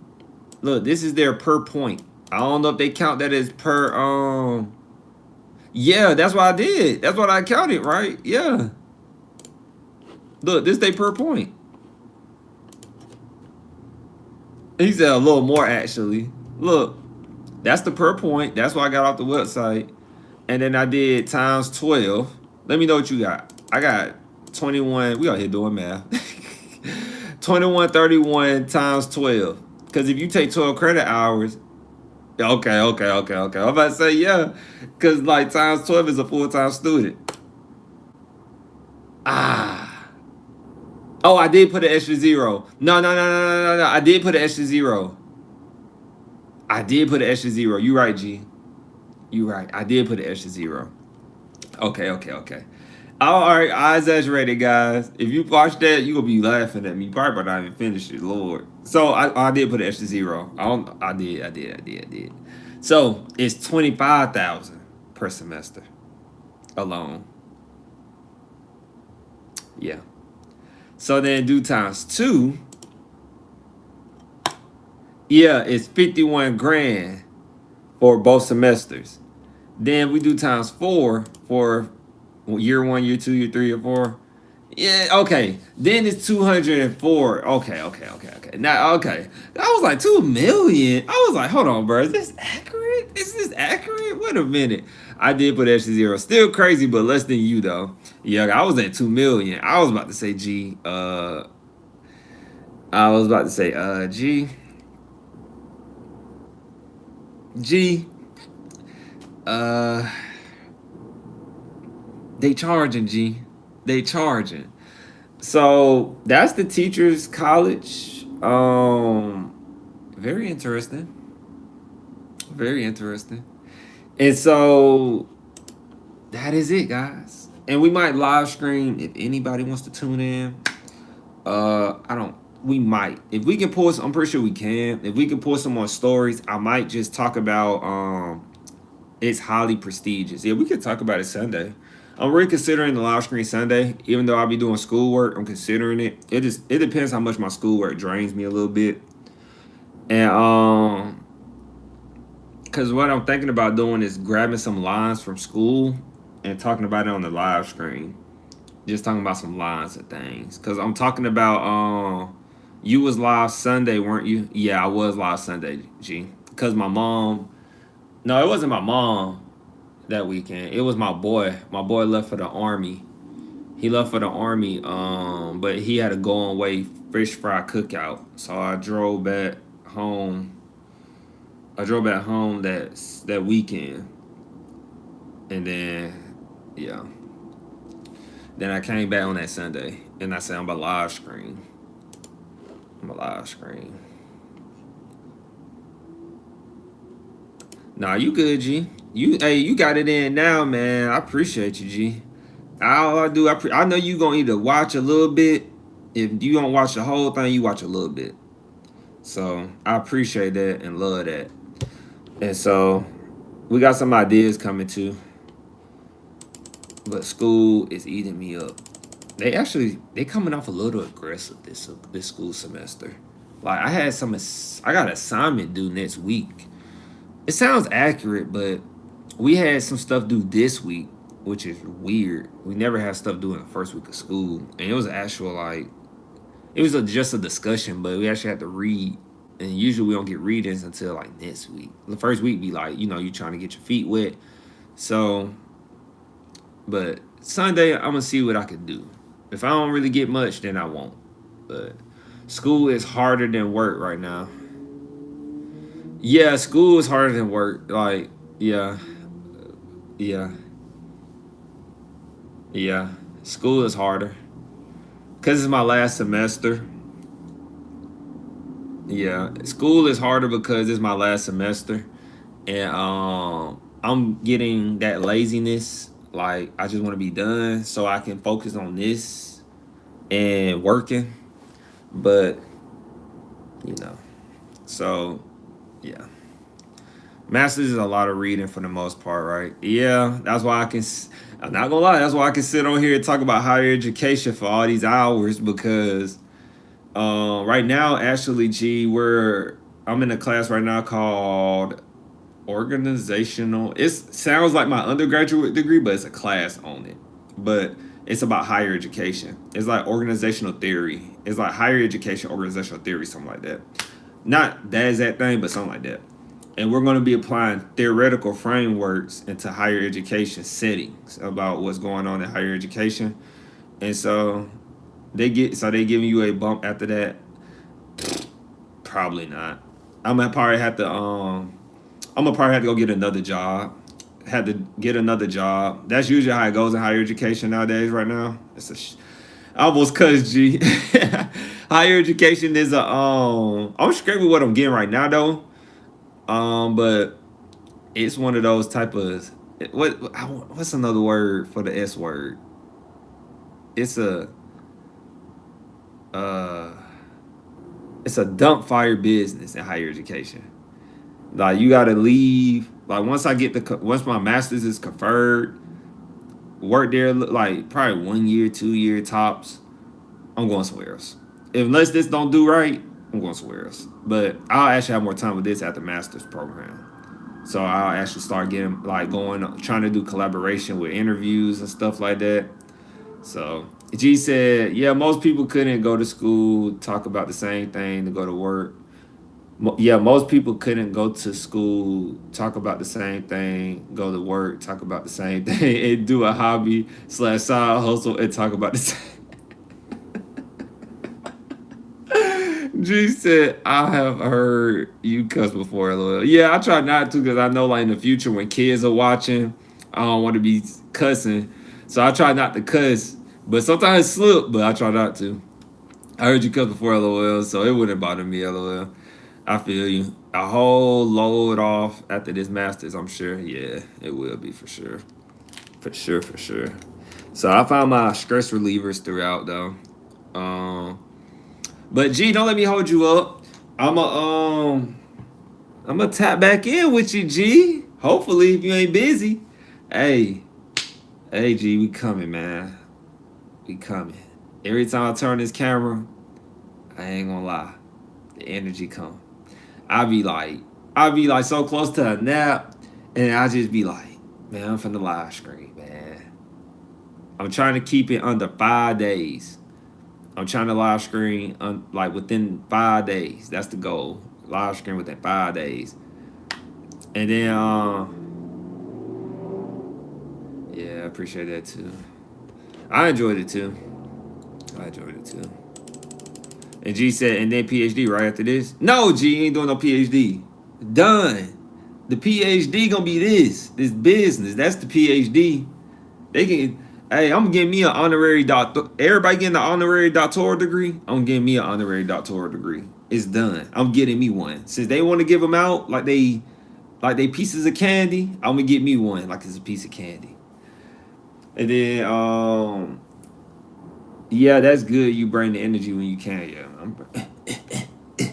you know, might crank some push-ups after this. Got to crank them push-ups. Have that energy. But man, let me stop wasting your time, G. So Sunday maybe. If not, definitely Tuesday. And I be having class some days, but of course I'll let you know. But I don't got no class coming up next week. I got class next week, but I think it falls on a Thursday. We'll see. And then go to Columbia Teachers College. Nope. Nope.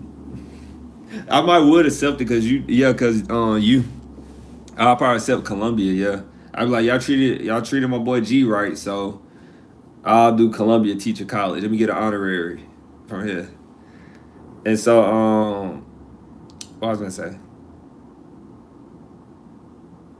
Nah, we have class monthly. It's monthly. We have class monthly in grad school. It's monthly. We meet up. It's monthly. Monthly. Yeah, monthly.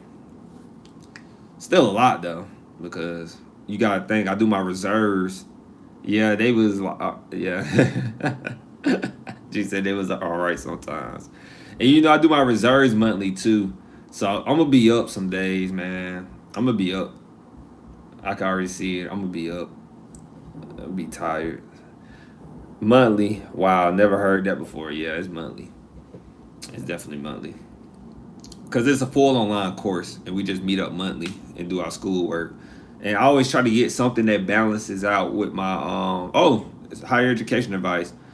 I always try to get something that balances out with my work schedule. When I was looking for a college, I'm always looking for something that they balance out. They understand that you're a full-time employee. And I also try to look for schools that understand military backgrounds, because some schools don't care about that military stuff. I never went to a school like that, but I worked at places like that. And if you military guys, please go to a school that appreciate military, because man, if you go to a school that don't care about military, which is possible, you're gonna have a hard time. That's why you got the military referring schools to you when you're in the military. And so G said, monthly, wow, I never heard that before. That's probably why you have so much reading. Yeah. Reserves is once for about 6 hours or something, right? No, it's like reserves working once a month. They work once a month. Reserves, we work once a month. And it's gonna be on that Saturday or Sunday usually. That's how it works. Public record. Public record for my people out there. It's public record. No secrets. It's public record. We work one time out the month. And so and G said that makes sense. And now that I think about it, considering that a lot of your classmates are higher education staff, it makes even more sense. Yes, they are. Yes, they are. It's a few young people, but most of them are older. Yes. Yes. Yes. Yes. We are changing the game, G. I'm glad you believe in it too. It makes me even more hyped to keep going. And I know it's gonna take time, but we are doing something crazy right now. I ain't even gonna lie. This is gonna be crazy and rigorous. And when we get this thing going, G, we gonna do some meetups. Of course, other people gonna be there. We doing meetups or something. We're gonna be like, man, we got so many things lined up that's just gonna be different. It's gonna change like higher education. It's gonna help colleges too. Colleges gonna think they're gonna lose, but it's gonna help a lot of colleges too at the same time. So I can't wait. I can't wait. Yeah, I can't wait, man. We gonna be like, I can't wait, G. Like, yeah. G said, I'll show up. You gonna show up. You ain't gonna show up if you can, G.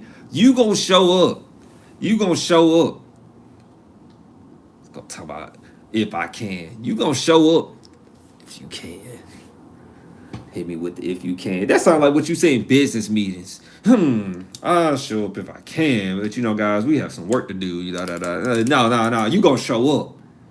CEO, founder, G. You gonna show up. Hey, G, I be saying peace. I be like peace chicken grease. I even changed it on my LinkedIn too. He said, nope, show up, sir. Yes, sir. Hey, G, I even changed my LinkedIn. Like, I changed something on it. I don't know what I changed, but I think I changed like it's only something you would know if you follow the YouTube channel and you join our live screens. I changed it to peace chicken grease though.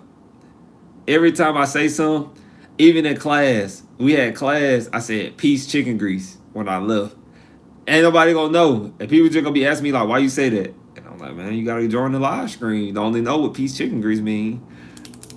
And then G gonna be having the sauce. G gonna be like, you know? But you gotta be in the chat to know what G saying. Cause G gonna be like, but I say peace chicken grease. It's like, I know why we said it, but yeah.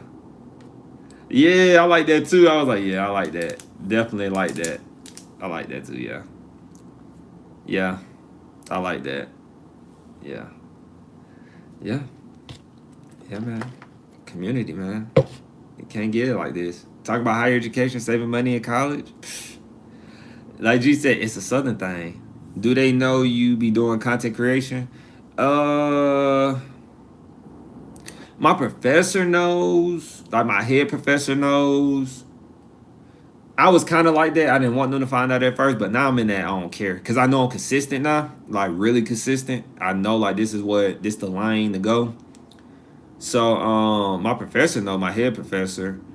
I'll say my schoolhouse knows, like the College of Education. I think that's what we're under. Lord forgive me if I don't know my schoolhouse, but my schoolhouse knows, and they talk about it. And so they were trying to create a lane for it, and they can't really put me in a lane because I told them like, man, I'm just trying to like I told you, I'm just trying to work a job in higher education, close to students. But the end goal, we can't even see the future. That's how bright it is. We can't even see it. That's how like where this can go. And so G said, I feel you. That's good to hear. You want to double down on it for sure. For sure. for sure. Want to double down. This is some kids need. Kids need this. Parents need this. This information is needed. And then G said, really your school knows and talk about. Yeah, I actually became like the randomly my professor asked me to take pictures for the college program. I'm gonna say something real quick. I'm always taking pictures for businesses and not getting compensated for it, and it irritates me. I took pictures at my 2 year college. Like, you could pretty much say pictures, like, you know how you use the people that when you put them on the brochure, you like, who is that person? Do they really go to school there? I always have to do that. I had to take pictures at my 2 year for that jump. I had to take pictures at my 4 year for it. I don't know why I did it at my 4 year. And I did it and now I'm doing it in graduate school. I already did it now. And so, but yeah, my professor, yeah, they hard though, man. I got hard professors. But it's sharp. It's a sharp program, but I think we should have did more like when I graduate and get done. I do want to do more like how we're doing now. I know it ain't their job in this graduate school, but I do want them to do. I want to talk more about. I guess the future classes can do more like. I do want a higher education finance class. That was not an option. I think we should have a higher education finance option.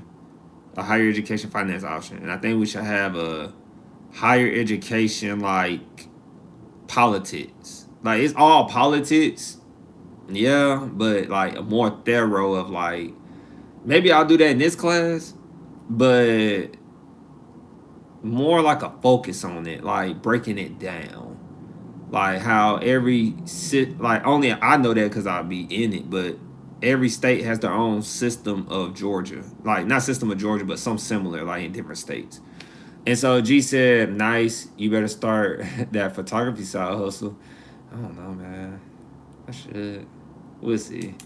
Wait, like mascot picture? Nah, not mascot picture, like the modeling picture.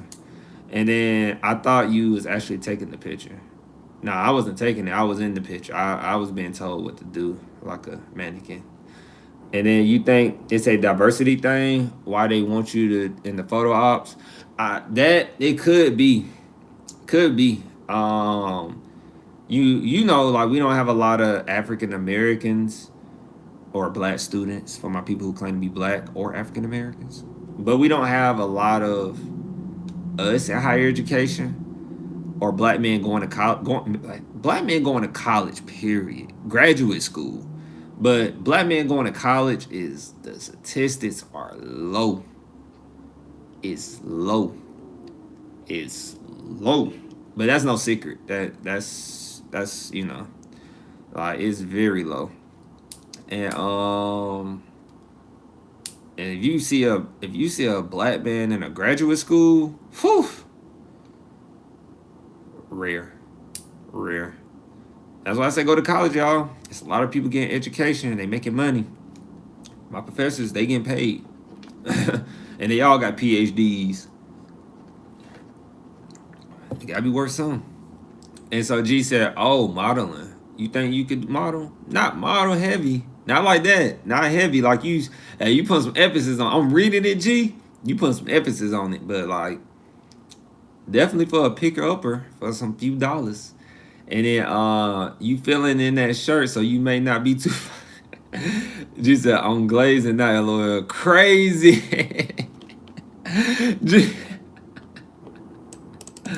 G is crazy. And then G said, that's true. Black men and men in general are going to college less now, for sure. Like, it's really bad. It's really bad. I think especially rare in your degree program. Yeah, it's very rare. Like, working in higher education now at the college I work at, I have not seen, now that I'm thinking about it, I see, of course, women and women minorities, but I don't see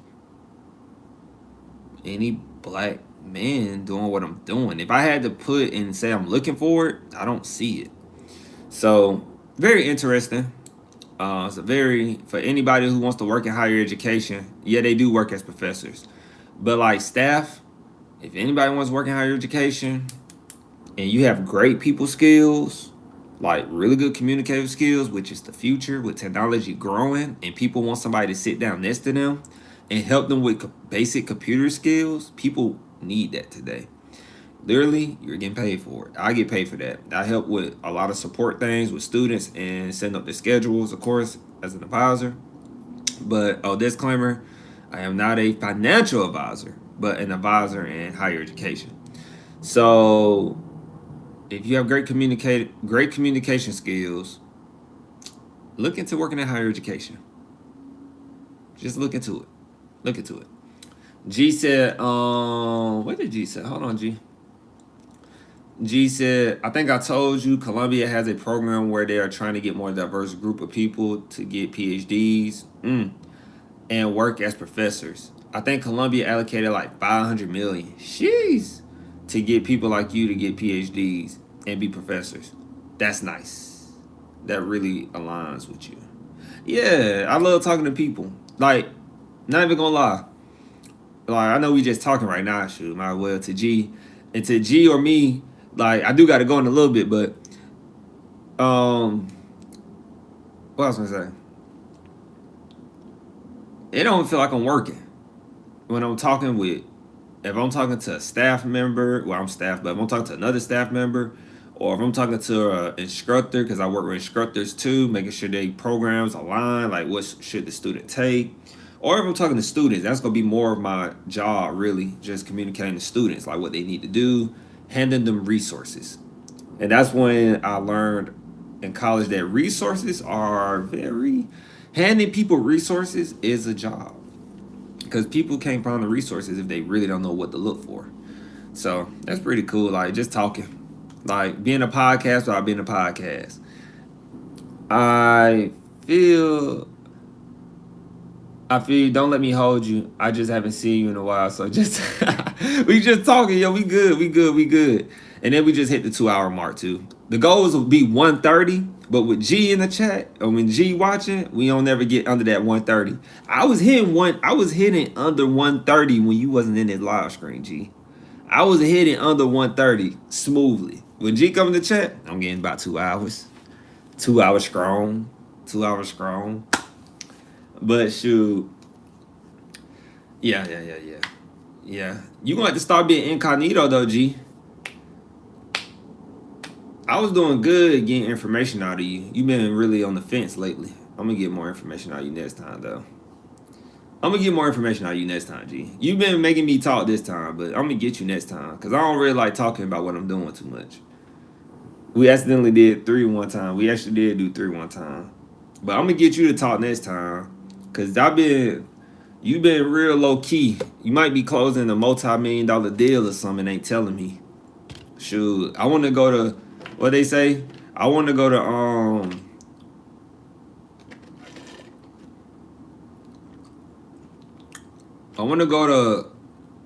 don't really want to go nowhere out of the country, really. Not right now. But I want the multi-million-dollar deal too. Shoot.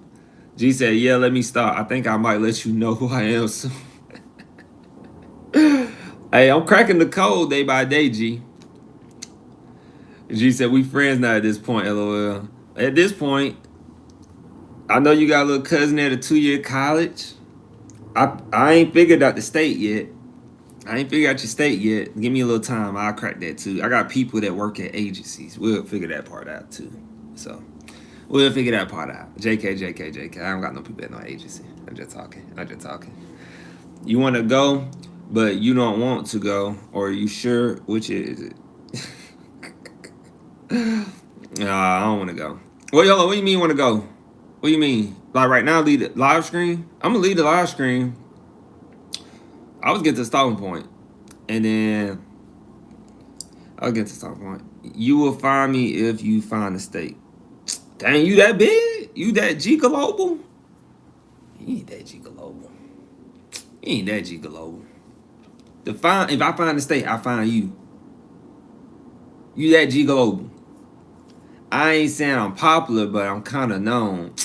Get out of here, man. Ain't no way. You ain't stepping on my turf. Hold on, real quick. Let me fix my seat. Hold on. Oh man, I think we broke the seat. I think I'm gonna get her. I'm gonna get her. I think I broke my seat. All right. There you go. You that popular? G? You that popular? You that popular?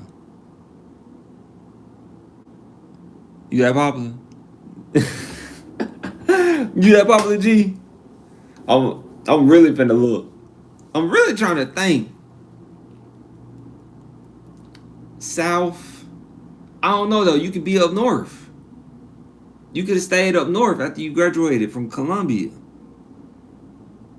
Funny enough, there a lot of things was.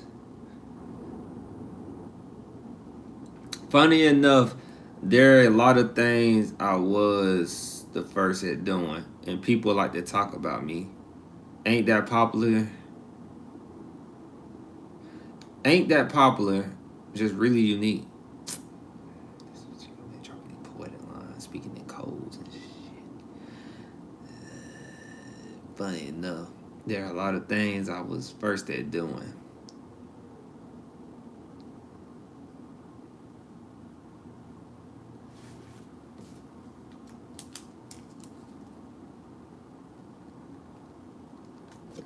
Gotcha.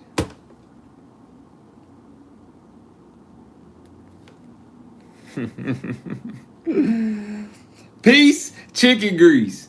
Peace, chicken grease.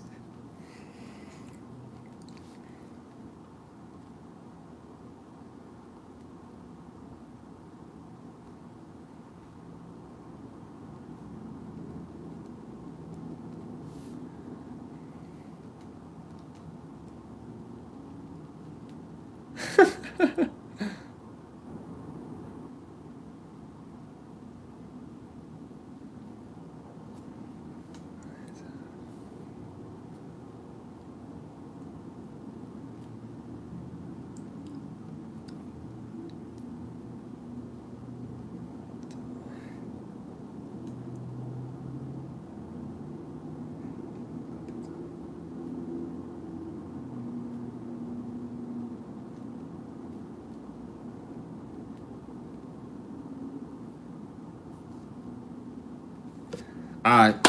Peace, chicken grease. Alright. I'm gonna do some research. Oh, I'm gonna do some research. I think I know. It's a long shot. But I gotta start. I gotta start though. That's all that matters. Peace, chicken grease. We might live stream Sunday. If we don't, you'll see us Tuesday for sure. Be safe. Be safe, man. Everybody be safe. Be safe.